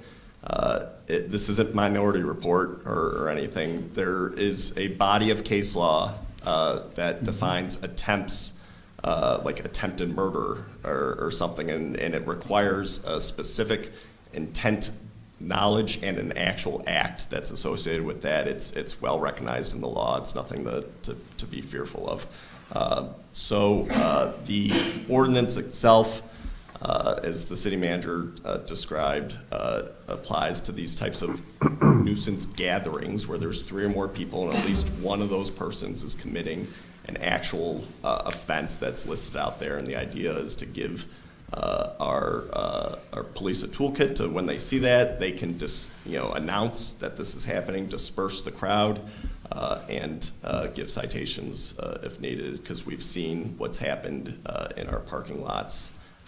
And there's been a call for action, and this nuisance the ordinance on its face is facially neutral. It doesn't target anybody, so by that application, it doesn't offend certain constitutional principles that are there. I don't know how many calls you guys have been getting, but I mean, when we talk about the kids going to dance and leaving from it, the parking lot behind City Hall in particular gets rough. And I've had personal complaints about what are we doing about it. We've had numerous fights back there. If you go back there on a Friday night or Saturday night, especially before Lord Stanley's goes through and tries to pick up some of the parking lot, it's those shooters, the little alcohol things, literally everywhere. We've had multiple fights back there that we've had to respond to. We've had a shooting recently that just happened back there. So this is really just trying to make sure we give our officers a few more tools that, look, if Howard, if you're jamming some music to some people, I don't think that falls into the nuisance gathering here at all. So by all means, jam, have a great time. That's awesome. This is really specific, as we mentioned, or as the city attorney mentioned, there's 18 items in here that we're focused on to be able to eliminate like the shooting and the fights and some of the violence that we've had in our public parking lots later on in the evening. So questions or comments? Yes, Alderman McAdams. Excuse me. I want to thank Matt Rose and the mayor for hitting most of my comments, so I'll have brief comments. Sorry, man. No, it was good. This is about unreasonable behavior influenced by alcohol or other drugs that annoys or threatens persons trying to peacefully navigate downtown. Who would be against that? Or who's in favor of unreasonable behavior annoying and threatening residents in downtown who are trying to make their way to our local businesses? I can't even imagine. Now, I understand the idea that we can't predict what people are going to do, but I also think that we should give our police department the tools necessary to ensure the peace in downtown. And, I mean, everybody always says, well, what about me? Playing music isn't what this is about. That's not unreasonable. It's not threatening. That's not what we're going for. What we're going for, unreasonable behavior that annoys or threatens people trying to peacefully navigate downtown. And that's what I think we were voting for, and I think that's what we should vote for. Alderman Walker? Yeah, see, I guess I'm crazy then, because I have a big problem with it. Now, Howard, here's my thing, guys. The police aren't going to mess with people like Howard. They're going to mess with minority kids that look like my son, and those kids are going to be the one that get focused on, no matter if they're doing something or not. And the police have enough tools in their toolbox. I'm tired of hearing, let's give the police this and that. Listen, if somebody's being belligerent or just being an a-hole, then that's their job to stop that, make it peaceful, and if they break a crime, take them to jail. That's their job. But in order for us to just be in a parking lot talking, littering, if you're littering, hit them with a fine. But I'm tired of giving the police everything that they ask for and they want, because at the end of the day, for me, I don't feel like some of them do a good enough job for me to trust them to make the right decisions. And that's why this is a vote of a strong no, because we have to remember, it doesn't target people that look like Howard. It targets people that look like me and look like my kids. That's who it mainly targets. And some of those kids just want to go out in the parking lot, talk, and see what the next move is and go do it. Just because kids are in the parking lot don't mean every kid is a shooter or every kid is a drug dealer or a thief. It does not mean that. There's a lot of good kids that just, hey, what's the next move? Where you want to go to? And that's the kids that I'm fighting for. I'm fighting for those types of people. Now, if you're out 1, 2 o'clock in the morning, with your kids in the parking lot, then I'm going to question your parenting styles, because I'm not going to be out at 2 o'clock with my daughter. Get out of downtown DeKalb. And another thing, now, Lord Stanley's in the past have been a horrible place to go there, but they're under new management now, and that guy's trying to do everything he can do. We can't keep blaming him for the shooting that went on. You can go to the Egyptian, have some drinks, and go out here and do the same thing. Now, is it a totally different crew? Yes, I get it, but I want to stop bad-mouthing companies of what people that go to their spots do, because anybody can go to any one of these spots and be just a nuisance to the area and try to shoot somebody. So let's stop bad-mouthing, and I know it wasn't you, but I'm just saying, let's stop bad-mouthing. Let's just stop bad-mouthing businesses first and foremost, because these are how these people eat. You know what I mean? So let's just do our due diligence on a lot of these things. But as far as this, it has to be a no, because they have enough tools in their toolbox, in my estimation. Any other comments? Alderman Perkins. Why the inclusion of private property in the ordinance? The ordinance picks up everything we've done to this point, as you know. So private property was mostly of interest to us a couple of years ago when we were having the pop-up parties, when you get dozens of cars that would swarm into a parking lot behind, say, an apartment complex, mostly on the northwest side. A lot of students and non-students live, and then they would block access to that parking lot for other people who live there to come and go, park, leave, and so forth. And we couldn't respond unless right. the owner of the property called us. Called us, and then they would call us, and they'd say, what am I going to do? And we'd say, well, I don't know. Well, if they're on the public street, we found that towing cars made a big difference. People would disperse, and if there was not a towing let's say there had never been a need for a towing ordinance at the private lot in the past, and so there was no legal authority to tow the vehicles or to threaten to tow to disperse the crowd. And when you have 200 or 300 people doing it, you remember the days. And so the ordinance has been changed a couple of times with that in mind. This is very specific. This is more surgical, and I can tell you that the alcohol-induced belligerence or whatever else of choice is going on there is what is causing the problems. And you know, we see it literally every night, and it isn't about a particular establishment necessarily. It's about what people do, unfortunately, in the rear parking lots. So to help get my head into it, it could potentially be Pappas's parking lot, where people could be congregating in his parking lot, because that is private property. And that's adjacent to a public. It's adjacent to public properties. Could be, yeah. Or in the past before, it could have been behind Walgreens on UP property back there, right? So that's the reason for those properties specifically. Yeah, and that just so you're aware too, it's not new. The old ordinance didn't restrict itself to public property. It was to any property in the city, or the current ordinance is what I should say, the current code. So, Alderman Berber. I think the challenge with this is that we all have different definitions of what is unreasonable. And I think it's a slippery slope to try to go out and determine, and for our police department with their hands full already, try to determine what is reasonable and unreasonable.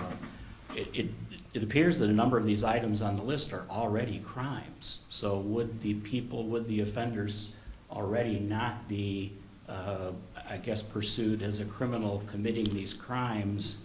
And yes, crimes are a nuisance, I agree. But I think that in this case, we're already covered, because I would hope that someone that would be offended against would certainly report that as a crime. And I guess, too, I go back and I hear about these things happening. I'm looking for data. I'm looking for the justification. How many incidents are there? What's the severity of the incident? How do we get to this point? Yes, I hear that it's a challenge. I hear that it's an issue. No, I've not seen it firsthand, but I'm just looking for something more concrete to justify the need for this. Alderwoman Zazada. Yeah, I mean, I echo a lot of those sentiments, and I'm looking at the whole list of 17 items, and most of them seem like they're already illegal to me, and so that's what's confusing. And I can absolutely agree with Alderman Walker's sentiments as well. Like, I can see my kids, who are too young to drink, but my teenagers running around in a parking lot really fast, and they're big kids, so it's really scary and intimidating when they run around crazy. And I try to tell them, like, you know, you look scary, take it easy. But so I can see this almost feels like a youth targeting thing as well, and so that concerns me. Yeah, so I wonder, like, what are the people doing that isn't, like, these are all already illegal, I feel like, all 17 of these items. Yeah, and the key difference is, yes, it's necessary. Those are illegal. Those are predicate offenses for this, and that means that somebody has to commit that offense. But the key tool here is the order to disperse. So, for example, if somebody is drinking with an open container in the parking lot, you would issue them a citation for open drinking, but you'd still have a crowd of 30 people there.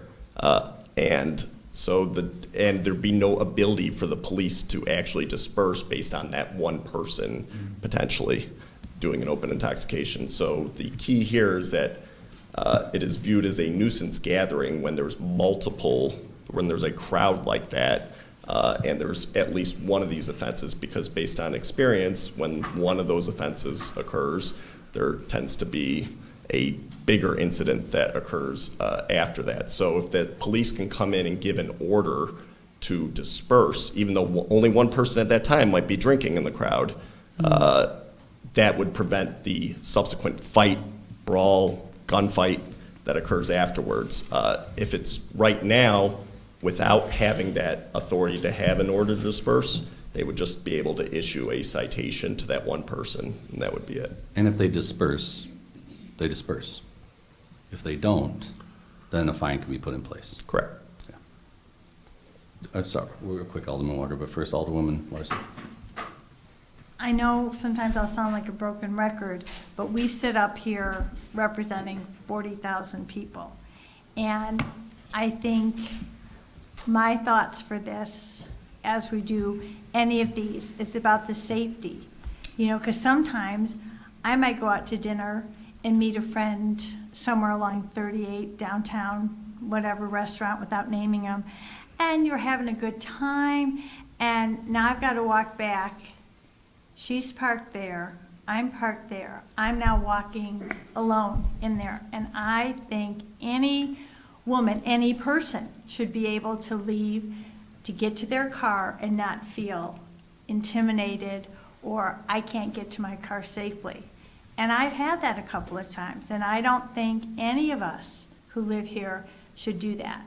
And so, you know, I was a kid, I know what it's like, but at the same time, just because you're a kid, and even if your rights don't supersede everybody else's. And so I think, you know, I don't see, some people see color in this, some people see different things. I'm just looking at the city of DeKalb, that people should be able to get to any public parking lot after dark and not be worried about it, because there's people congregating. That's my thought. Alderman Walker. Oh, okay. All right. Alderman Walker. So, if I may ask, Alderperson Larson, what are you intimidated by? Like, are you intimidated by the stories you heard? Are you intimidated by the people? Are you intimidated by the color they are or the gender? Like, I'm not sure what you're intimidated by, because my wife can walk over there with her friends at 1 o'clock in the morning and she doesn't feel intimidated by anything. So are we intimidated by the stories that Alderman Burbick said, well, let's get some, let's analyze what's going on. Let's get some, some statistics about what's honestly going on back there. And to piggyback off a little bit, Chief Byrd, this is for you. Don't your officers get awards based off how many tickets you write? So the next thing I want to know is, are we competing to see who's writing the most tickets? Correct me if I'm wrong, but you do give awards for the amount of tickets your officers write, correct? There's no quota with the DeKalb Police Department. They are giving awards for their performance as police officers, and we just pick certain categories to praise them for doing a job well done, but there is no quota. So there's no number, there's no competition. Oh, just so you can say to the city council that there is no competition among your officers to write tickets to win any awards. That's what you're telling us. correct. That's correct. There's no quota and there is no competition for tickets. Hey, I guess I got to hold you to your word on that one. Do I believe it? I don't, but that's what your word is. You don't have to believe me. That's up to you. I don't believe and your you don't word. have to. I don't believe what you're saying. That's I don't fine, believe your Chief. word. That's fine. I don't believe your word. That's I fine. I never believed. I do not believe your word. Alderman Burbick. Yeah, I don't believe you. Don't do that. Hey, I don't believe your word. That's fine. Alderman Burbick. And I guess in general, I would have preferred if this came forward as a consideration, so we could look at some other alternatives to how can we improve this situation. Could it be brighter lights in the parking lots? Could it just be a squad car parked in the parking lot? You know, just that whole notion of perception of what maybe then they could think that they not get away with. But again, I see the challenge certainly, and another thing is certainly things for young people to do. I think that's part of it as well. How do we help that situation? That's a good question. But again, these are all my hesitations of why not to support this. Alderwoman Zada, then.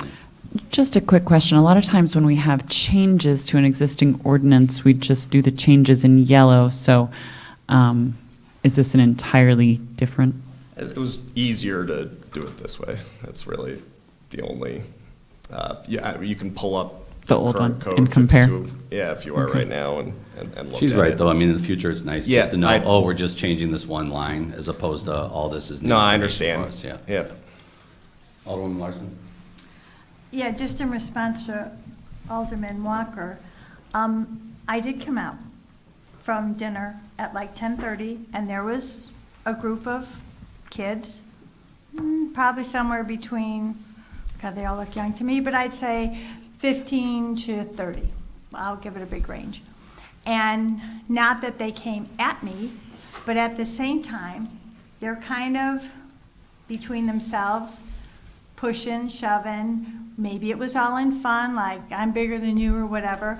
But as a single woman, alone, but you know, by myself, that it's like, yeah, it was intimidating. And because you don't know, unfortunately, today, no matter what color, and I didn't really notice. I was just busy watching where I had to get, because you don't know what can erupt quickly.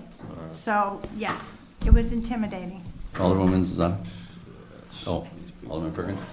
I guess to Alderman Verbeck's point, you know, is there a way of determining, it looks like we have an issue, to me.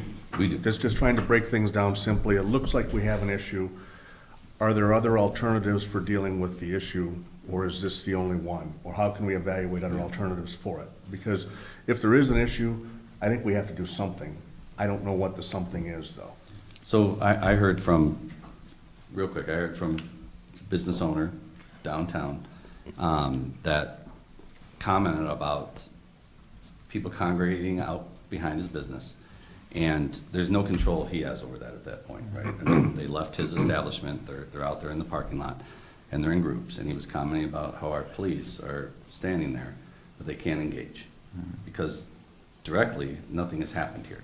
There's been no open container, there's been no fight in front of the police officers, so there's nothing that they can do to interfere at that point. What I do know is I've seen the videos, especially in the parking lot we're talking about behind City Hall. I've seen brawls. I've seen shooting that we just had recently. You know, all this is later on in the evening, but then I've heard from the parents leaving the dance studio, and the intimidation is people sitting on their cars. You know, and it's like, sure, they could probably call the cops and say, hey, I'm trying to get to my car, and that whole thing. But that whole intimidation factor of if someone's sitting on your car, and that depending on who you are, that can be a real intimidating factor, trying to tell someone, get off my car, essentially. And I've heard that from tenants downtown DeKalb. So partly, Alderman Verbeck bringing this forward is just day to day, I'm in it, I'm around it. I'm hearing from the business owners, I'm hearing from the police department, I'm hearing from parents, I'm hearing from tenants.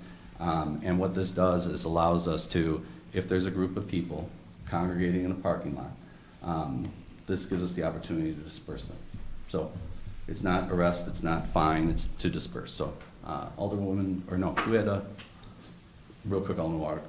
Okay, that's cool. I hear what you're saying. Well, I didn't mean real quick for you. I thought someone else wanted to speak. No. Go ahead. Oh, yeah, no, so I hear what you're saying, but you just said, like no one's, like, you guys are talking, but no one's breaking a crime. Like, no one's doing anything. You guys saying, well, they're sitting on the cars, or they're just playing, you know, with each other, but nobody's breaking a crime, so why do we have to, you know, make up all these rules to give the police another tool in their toolbox? Just use the ones you have. You do a good job at that, Chief Byrd. Just use the ones you got.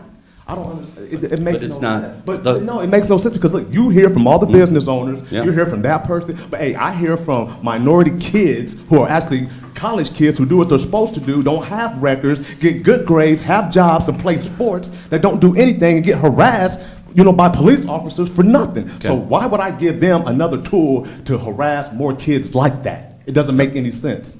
This doesn't make any sense, no matter how you, then we got an ordinance later that's talking about walk downtown drunk and drinking. It's like a setup. Where I come from, that's like a setup. Hey, you can't drink downtown, but here, we're gonna pass something through. Oh, by the way, the police see you drinking after the city council voted you in and said you can drink.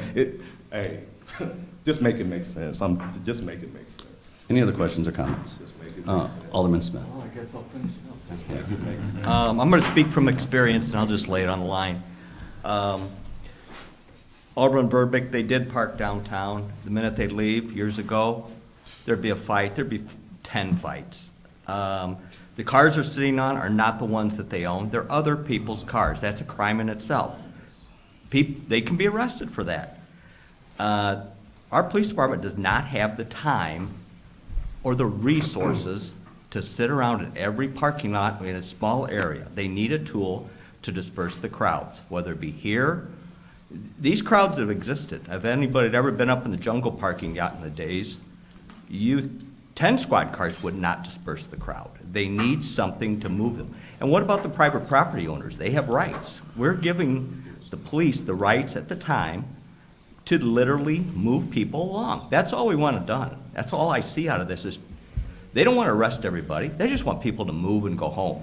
But they need a tool for the ones that want to go home. That's all that I see out of this. I'm for this. I'm sorry. This has got, if we want a nice downtown and people to move, we've got to do something about it. Yes, I've been down there a lot. This happens. We have video cameras. It happens. We can put video cameras up all day long if that's what everybody wants for the proof, but it does happen. Drive down there at night. You know, when my kids are in town, they're down there at night. It happens. So I'm for this. See, my son worked there. He ain't Any, seen nothing. sorry, Alderman Zazada? Alderman Zazada? Yeah, I mean, this is a really, really challenging situation we're in, and I can absolutely understand where Alderwoman Larson's coming from with this. Yeah, I can certainly imagine, like, okay, I'm a former Marine, right? Not a lot scares me. However, I'm at the point where I have seen enough things to understand that if I tell a kid to get off my car, I don't know if I'm escalating it. And I don't know where that escalation goes. So that is very frustrating. And I can hear what we're talking about with the idea of this being to disperse. And so can I clarify, at this point, when officers are on the scene, they cannot say like, hey, disperse? Yeah, it depends. So if you've looked at your current municipal code violation, right? And there are certain ones where if it constitutes as a nuisance gathering because they've committed those 11 offenses that currently exist, then they can give a dispersal order. Or if it's disorderly conduct, you can give a dispersal order. But for the ones that we're adding in this offense, like disruptive intoxication, fighting, battery, stuff where you think you would want a dispersal order for, you can't do that right now unless it rises to the level of disorderly conduct, which it may not. I think this is really challenging. I do think that we need to examine this a little more closely. I do think that this is challenging because it likely does target the wrong populations. And I think that that's the challenge with this. And trying to clean it up to get it to a spot where it's not targeting minority groups, I think that that's really important. Yeah. So for me, I'm going to call roll here in a second for me, just my comment.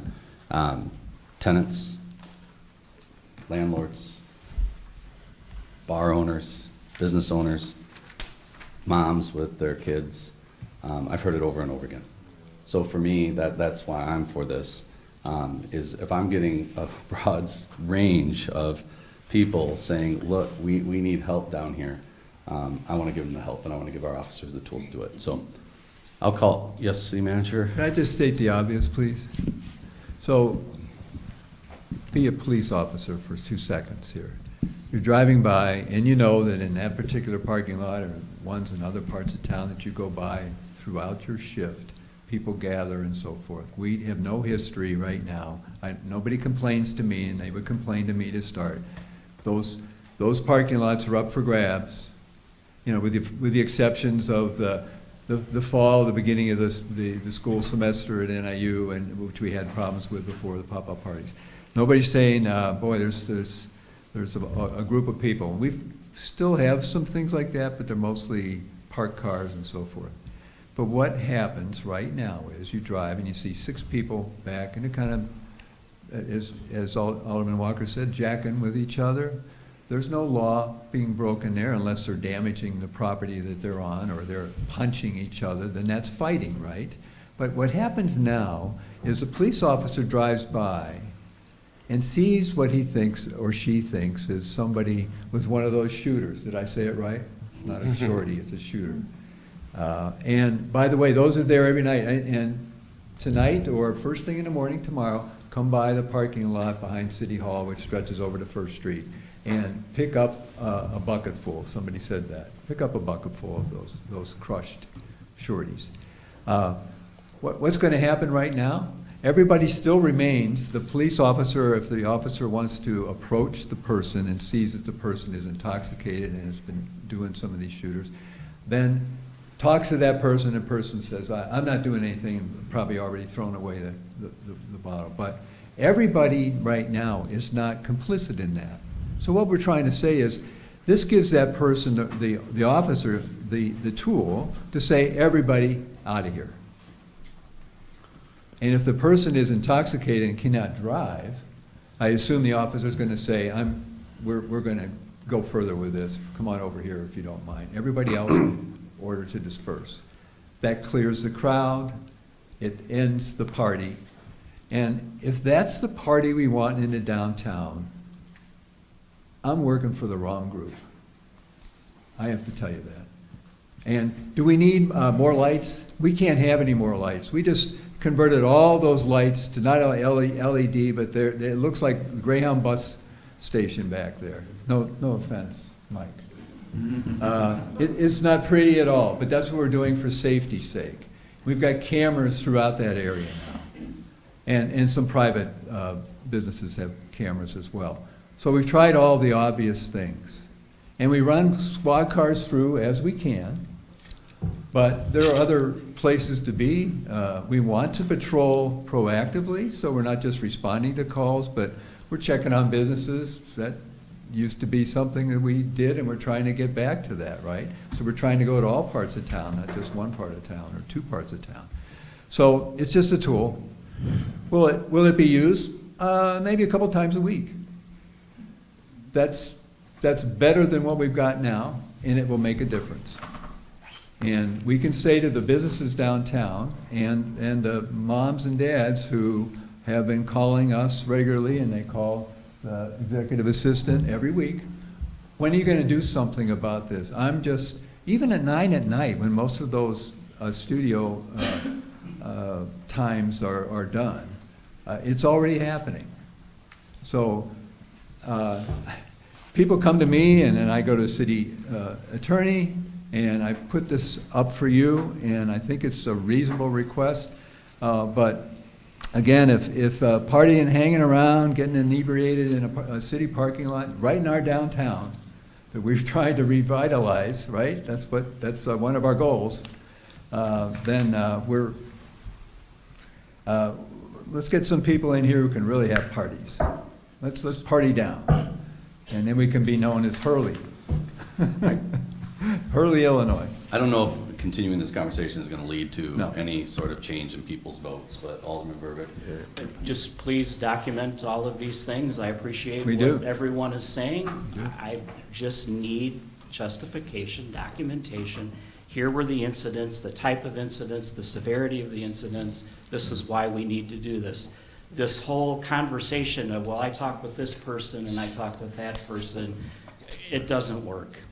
So you want, if the police department produced a listing of all the calls, and we could bring in some downtown business owners to testify too, that's what you need? Just data of incidents, the number of incidents, the severity. I don't need a business owner to testify, but if they want to keep track of the incidents that they are experiencing and submit that to city manager, Fair then enough. that's all the more information we need. It may not be the next to make meeting, but this we'll bring it decision. back, and we'll have that data. And we'll invite people who have been calling on us to come along and give some testimony for your benefit. Yeah. I'm sorry. One more. It's all. Go ahead. City manager, I respect you, you know that, but you said something that I kind of want you to kind of just think about a little bit. You said, put yourself in the police shoes. Imagine what they go through. Imagine what these black young men go through, that doing what they're supposed to do. And for somehow, some reason, some way, they always get thrown in the batch where the badass black kids are doing something. Now, I know we can't, listen, Look, I'm not an idiot. I have a 14-year-old daughter, and I'm petrified that she's about to go to DeKalb High School. So I understand what you're saying. I do, from the bottom of my heart. But I am sick and tired of these innocent black kids, young men, because I got 3 of them, getting harassed because the police have an extra tool in a toolbox that they don't need. And I understand we're trying to clean up, but all I'm saying is people like Howard don't get harassed and bothered. It's the kids that come from people that look like me, and that's why I'm so passionate about this, and it's making me mad listening to some of these things, because at the end of the day, let's call it what it is.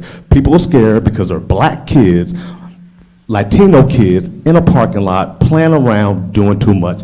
That's what it is, and that's all it is. My wife is an Italian white woman, 5'2", 125 pounds, and she has never been scared to go into the parking lot and get in her car and drive home. So it's just hard for me to see how everybody is just so scared of the downtown DeKalb area all of a sudden. But Alderman Walker, and I hear you. It's fine. Hey, we can go on. We can go. I hear you. We can go. I hear you. But we'll get those. We'll get the data of the fights and the shooting and the reality of the violence that is actually happening downtown.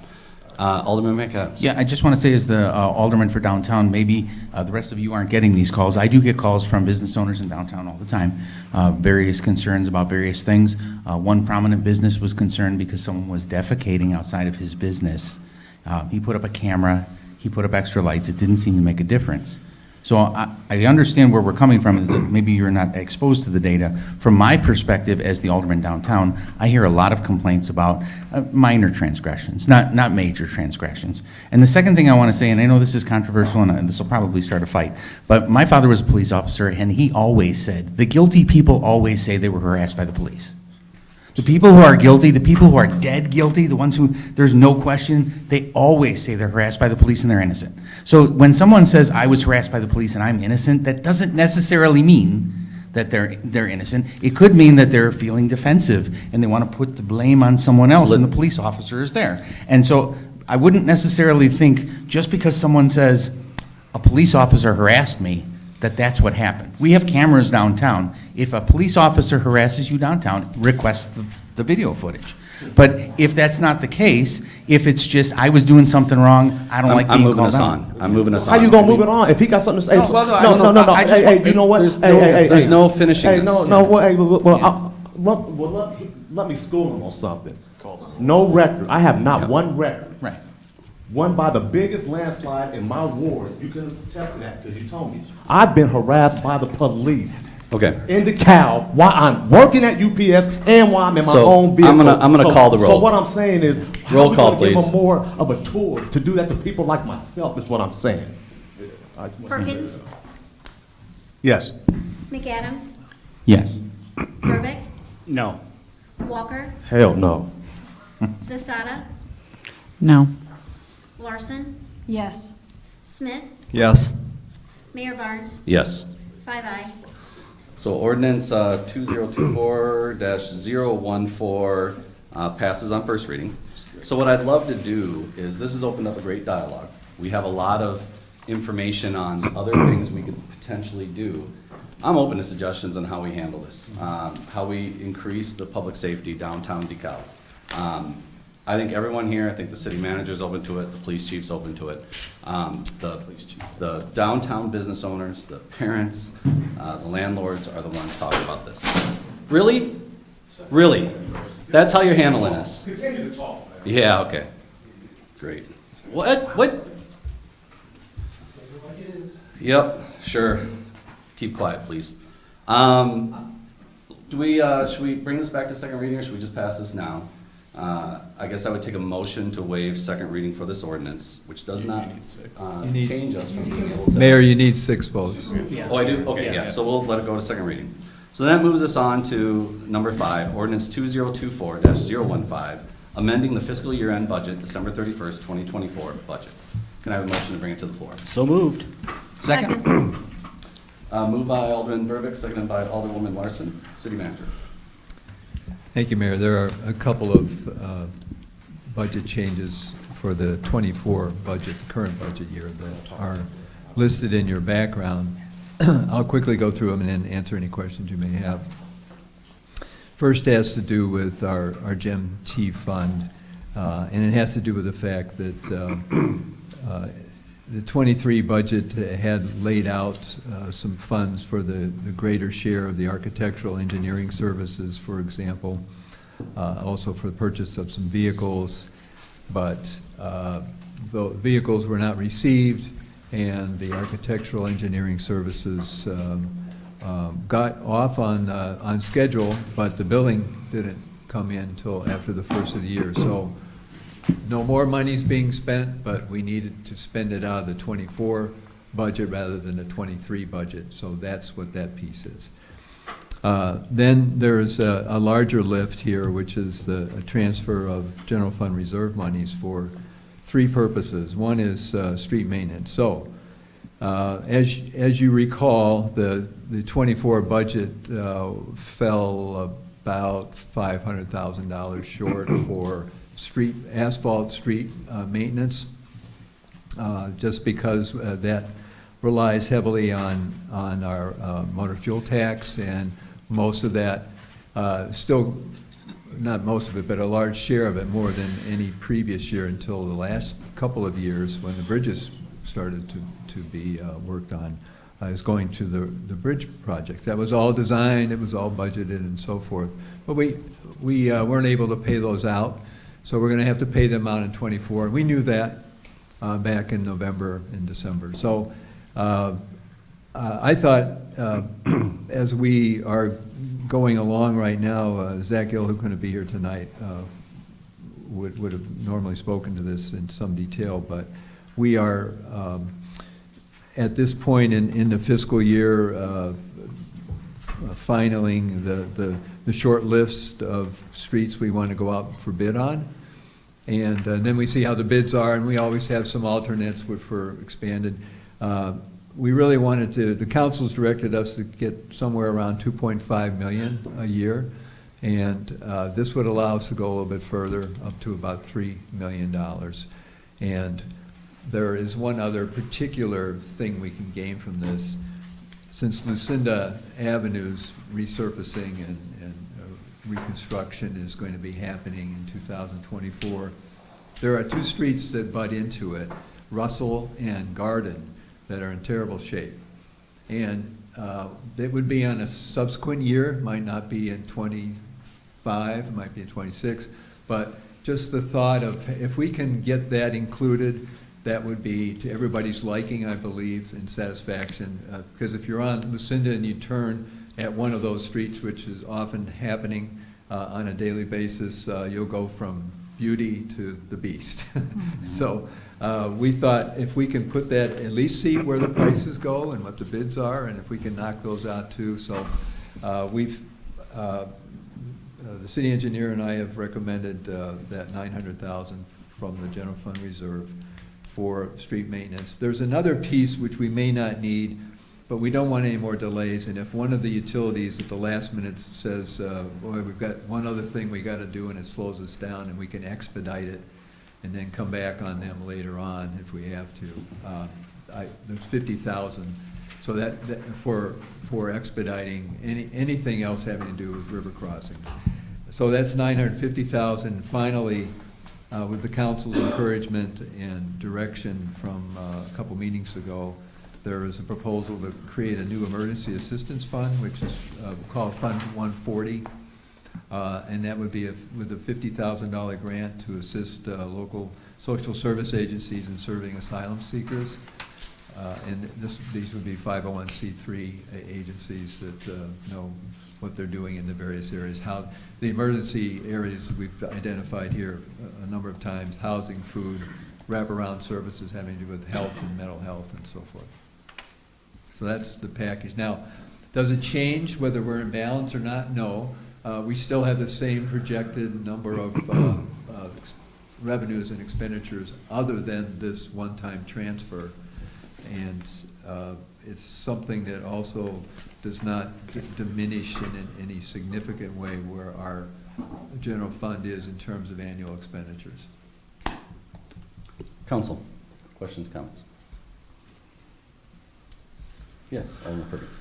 So there's a lot here, you know, a lot, most of it's capital in nature, streets and that type of thing. The one I'm kind of stuck on is the $50,000 aid to asylum seekers. What do we gain by creating that fund versus just reacting if that condition happens? Well, part of it's practical. When the unexpected guests come, and you have nothing in the house, and you have to take out a loan because they're saying we're gonna stay for a month, you wanna have the money set aside. This does that. If we just, remember before we were scrambling, we thought, well, let's have some cash ready at City Hall to help people with this or that. Let's have some lunches and bags and things. We actually did that before the end of the last calendar year, leading up to the holidays, when we had been talking about what happens if a bus arrives in the middle of the night, what are we going to do? So we had that. It seems to me very impractical and impolitic to just let life happen to us. This is to set up something. We may not use it, but it's there. It's in a fund. We could actually write checks off of it to vendors that, particularly like if it's a hotel, motel, they might say, well, great, we'll put up some people for the weekend, but are you going to be here to pay that? Or, you know, we can use credit cards too, but what are we going to charge that against? You know, what's the account when I get back to, or somebody gets back to the finance department? Bill, what's your line item and where are we going to get this money and how's that going to work? So this is a very practical solution to that emergency problem. I guess my reservation is we've got a lot of existing service agencies, and we're talking about transferring from our reserve to cover a potential instance. Yep. You know, and I guess that's what I'm wondering is, well, I trust your judgment to, and, you know, if something like this happens, then we're gonna have to do what we have to do to get things done. But I guess I'm just wondering what it really achieves by earmarking part of the reserve that y'all have worked hard for. What does it achieve by earmarking these monies for this instance that hasn't happened? If we did a SWOT analysis of where we are with this particular issue nationally, we'd have a lot of weaknesses and threats, as well as strengths and opportunities, right? Sure. We have good people who want to do the right thing and so forth, but in terms of weaknesses and threats, it's fiscal and financial as much as anything. Where is it? Who's going to pay? And what do we do? Now, just having that gives us some security in the short run, but it doesn't take long to expend that kind of money. If we got a busload, it would be about, remember when we went through some of those numbers, that would be And about. that's kind of my thought, is that if it happens, the 50 grand is really gonna be immaterial in the whole But you've scheme of established, that. I'll tell you, as one who would have to get up in the middle of the night, and some other people in this room, it'd be nice to know that we have some way to deal with this the next day when we're dealing with specific vendors, where we're gonna get the food. You're going to Jewel, you're going to Walgreens, you're going over to whatever the motel is. Who's gonna pay and what are you gonna use? So I think it could have been 20, could have been within my spending authority, but I Right. thought, let's try to stretch out a little bit more. What if it was a week's worth or 2 weeks worth? So that's the 50. It's a little bit out of the air, but it's not. And I guess that's where I was going, is if it's within your spending authority, then we would 20 all would be. reconvene. But I think messaging too, you know, I'm concerned too about the message of earmarking $50,000, you know, and DeKalb is prepared for this. You know, I don't know that we need to advertise that we're prepared for that. Well, yeah, now the damage is More- done. more sorry. specifically. But we don't have a contingency fund in ours. Frankly, cities half our size have contingency funds of $50,000 for, not necessarily for this, but for other things that can happen. The dike that breaks, or the thing. So Sure. the truck that breaks down, the fire engine that, you know, hits a tree, whatever. So it's just that. But we know from the experience of communities in Northern Illinois that it could be specifically asylum seekers. So that's why we set it up for that. Council, Comments, questions? Mayor. Yes, Alderman Verb. And I agree, there's competing priorities, so how do we make best use of this? I looked at it as we talked at our last meeting about, how do we get to that state grant, those state monies that are available, and that was more of my view on this, was that, we need to find a way to be able to make it if needed until we would recoup those That's right. dollars from the Those are state. reimbursement dollars. Yeah, and so that's my view of this. Yeah, in theory, if the state of Illinois lives up to the obligation that they said they would do, since we set this aside for asylum seekers, the state of Illinois would have funds to reimburse us for qualified expenses, and that's why we work with our nonprofit community in order to make sure it's going through them. They've got the protocols in place to make sure something that would happen. But ultimately, we should be reimbursed for those dollars eventually. Yes. From the state of Illinois. I know. I feel you. Any other comments or questions on this? Okay, and last thing, I think you covered it because your spending limit is 20,000. Yada, yada, yada, yeah. Okay. Hearing nothing else, roll call, please. McAdams, Yes. Verbic, Yes. Walker, Yep. Zasada, Yes. Larson, Yes. Smith, Yes. Perkins, Yes. Mayor Barnes. Yes, ordinance Aye. 2024 passes, -015 passes on first reading. I would take a motion to waive second reading. Thank you. Second. Moved by Alderman Smith, seconded by Alderman McAdams. Any other questions or comments on waiving second reading? Okay, hearing none, roll call, please. Verbic, Yes. Walker, Yep. Zasada, Yes. Larson, Yes. Smith, Yes. Perkins, Yes. McAdams. Yes. Mayor Barnes. Yes. 8 aye. Second reading has been waived for ordinance 2024-015. Thank you, Alderman Smith. Moving on to agenda Thank item you. 6, ordinance 2024-016, approving the rezoning of property located at 530 Charter Street from the MFR1 Multifamily Residential District to the SFR2 Single Family Residential District, and approving a special use permit for a community residence large facility, DeKalb Community Unit School District number 428. Can I have a motion to bring to the floor? So moved. Second. Moved by Alderwoman Zazada, seconded by Alderman McAdams. City Manager. I want to begin with an apology to our colleagues from the school district. We'll see that in the future, these items get moved up. We appreciate your patience. Kyle Gertis and Tammy Carson are here to answer any questions you may have, and appreciate you coming out tonight to do that. The background talks about the particular special use permit that's being applied for by the school district, the DeKalb Community Unit School District 428. This is to approve a special use permit for a community residence. There are two, in our code, there are two classifications by size, not very original, but large and small. This would be a large facility, meaning they would have 8 or more persons who would be served. And in this case, it would be no more than 13. It's proposed to accommodate the school district's transition program. This is for students aged 18 to 22 who have intellectual or developmental disabilities. It's a house that would be transformed into this facility. It's not an overnight, it's not an in-residence building. It would be open during regular school days from 7:30 to 3. Staff would arrive probably at 7 and leave a half hour later at 4. And then also during the summer hours, the program would be open, and it's typically about 4 weeks in the summer, with operating hours of about 8 to noon, Monday through Friday. The building on the site is large enough for what is proposed. Also, the building has enough off-street parking.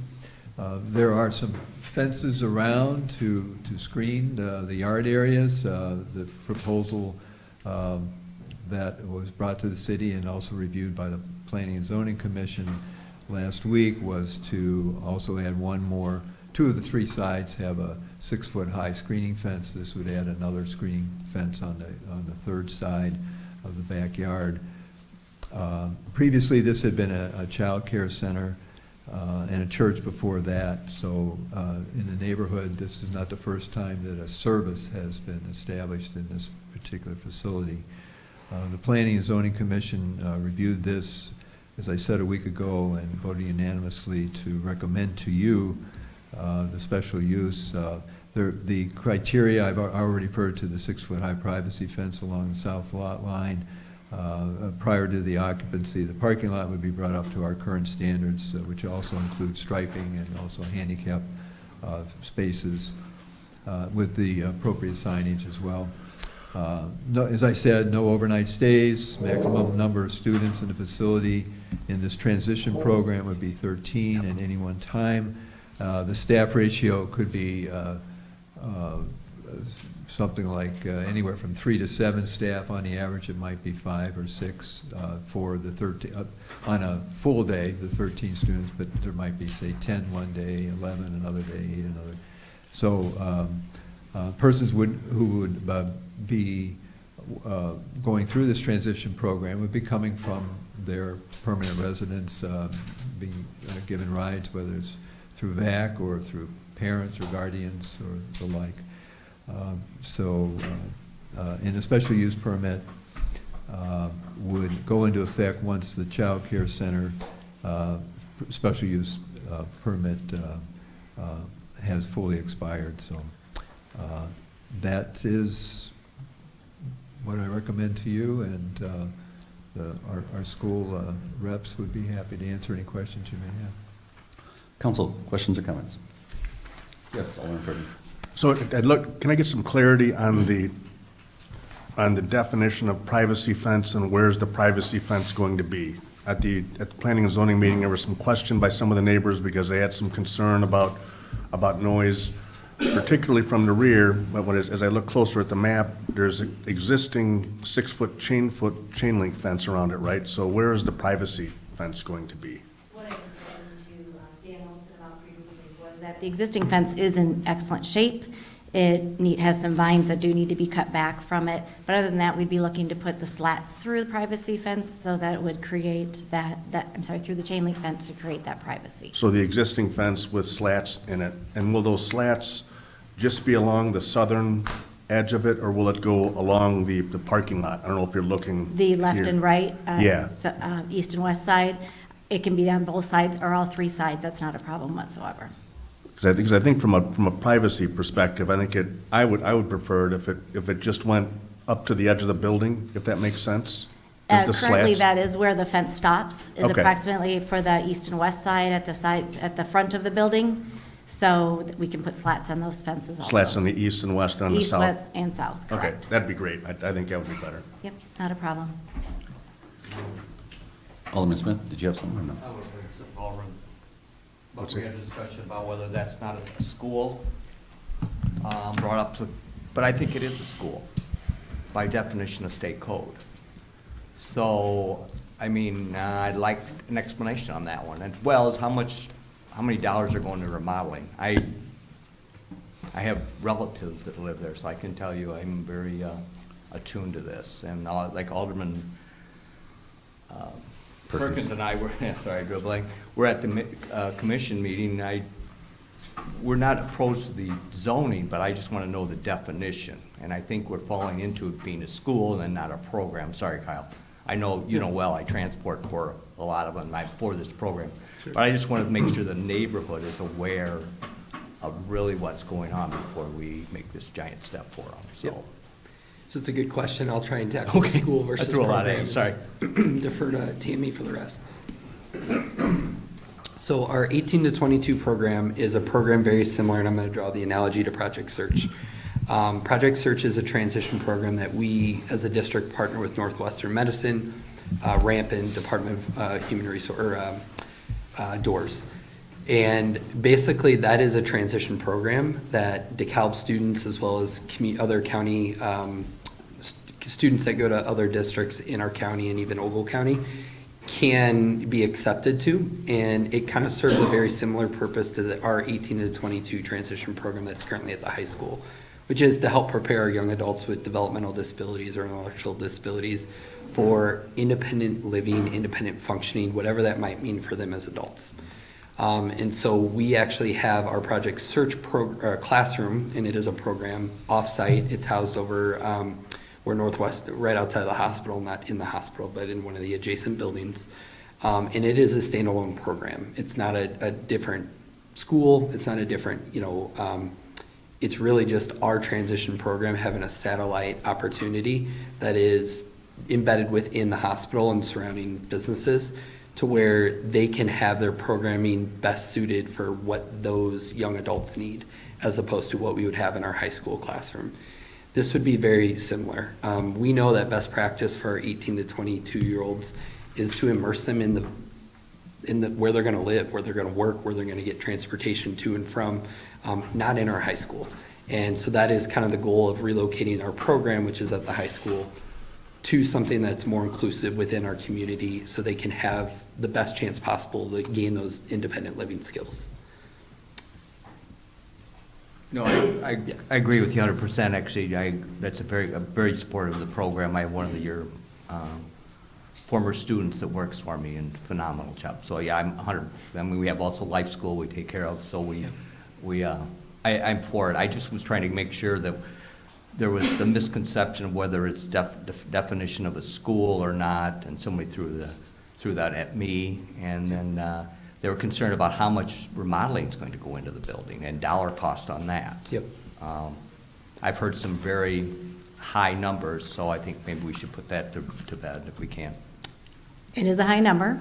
The budget currently for this project is just over $1 million for the renovation costs. To bring any building up to code and the school codes that are required, and when it comes to ADA requirements, it's never cheap. Right. So we do have that as the budget. It has not gone out to bid yet. We have approval from the board to bid the project and design it with our architect. So these are preliminary numbers. We are living within a total budget approved by our board, and this does come within the total budget approved by our board to acquire and do the construction. But the bids have not come back in because they haven't gone out. Those won't go out until June and be accepted by our board in July or August to start construction. It's a heck of a number. Mm-hmm. Yes, it is. When do you expect construction to start? Because that will still put it on the tax rolls then, still. Construction will start, let me remember this.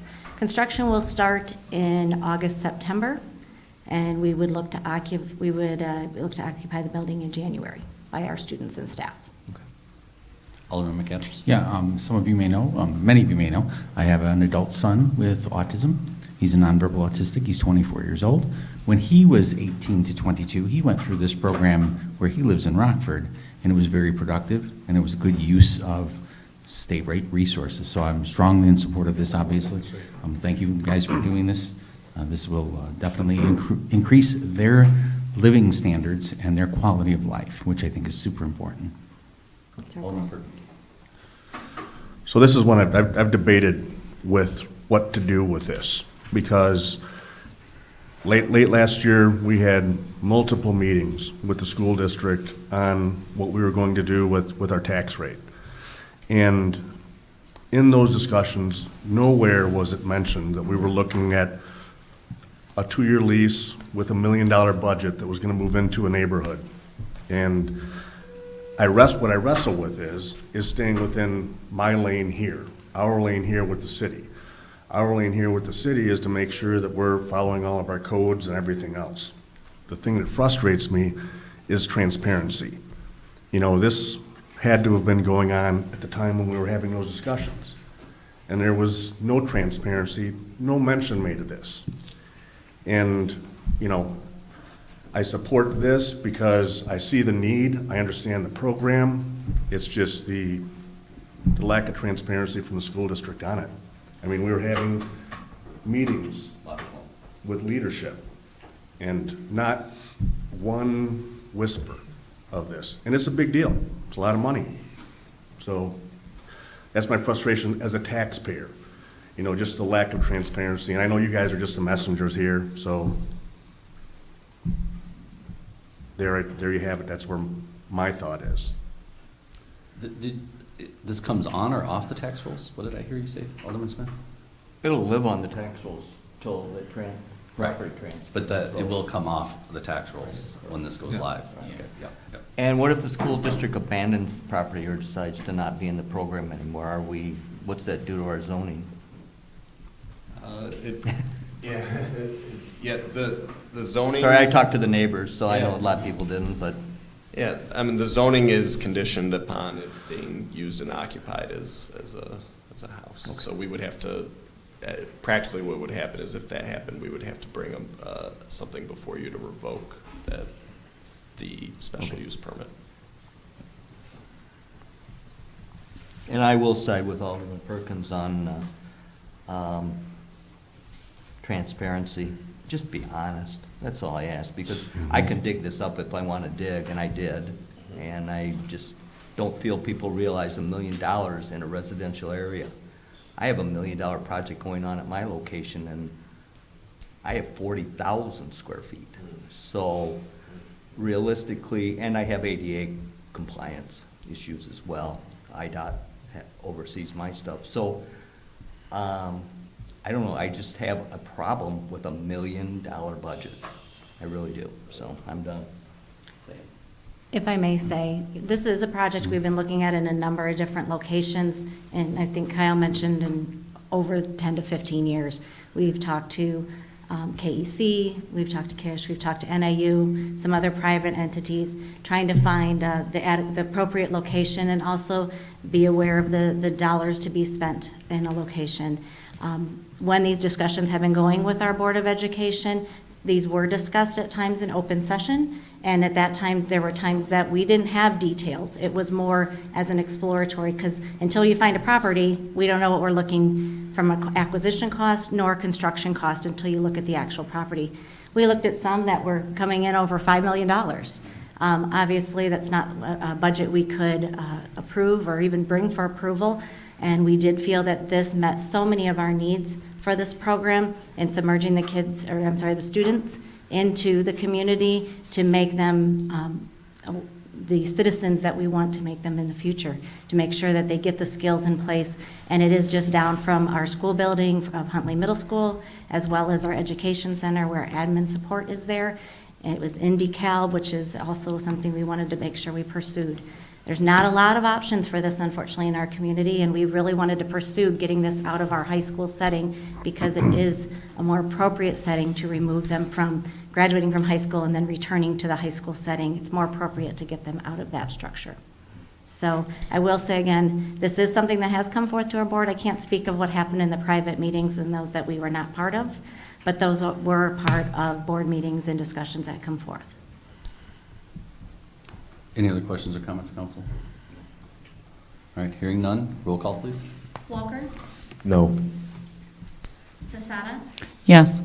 Larson, Yes. Smith, Yes. Perkins, Yes. McAdams, Yes. Verbic, Yes. Mayor Barnes. Yes. 7-0. Ordinance 2024-016 passes on first reading. I assume, City Manager, you'd want a motion to waive second? Please. Motion to waive second reading and approve. Second. Moved, the second reading, a motion to waive second reading was motioned by Alderman Verbic and seconded by Alderman McAdams. Sure. Any other comments or questions? Hearing none, roll call, please. Sasada, Yes. Larson, Yes. Smith, Yes. Perkins, Yes. McAdams. Yes. Verbic, Yes. Walker, No. Mayor Barnes. Yes. 7-0. Second reading was waived for ordinance 2024-016. Moving on to agenda item M, reports and communications. Alderman Perkins, you want to kick us off? No report. Alderwoman Larson? No report. Alderwoman Zazada? I'm going to hold a ward meeting March 12th from 4 to 5 p.m. at the DeKalb Police Department second floor training room. I also want to say this meeting was a lot. There was a lot here that went on. I think I'd like to see this look a little more professional in the future. That's all. Alderman Smith? No report, Mayor. Alderman McAdams. No report. Alderman Walker. Yeah, I'll be having a Ward 7 meeting, March 7th at the Rock Covenant Church on Sycamore Road from 6 to 7:30. Alderman Burbick. Go Barbs. I've got no report. City manager. No report. Moving on to agenda item N, executive session, we have none. So agenda item O, adjournment. I would take a motion to adjourn. So moved. Second. Moved by Alderman Smith, seconded by Alderman Burbick. All in favor, say aye. Aye. Nay, same sign. We are adjourned. Really, I want to stay.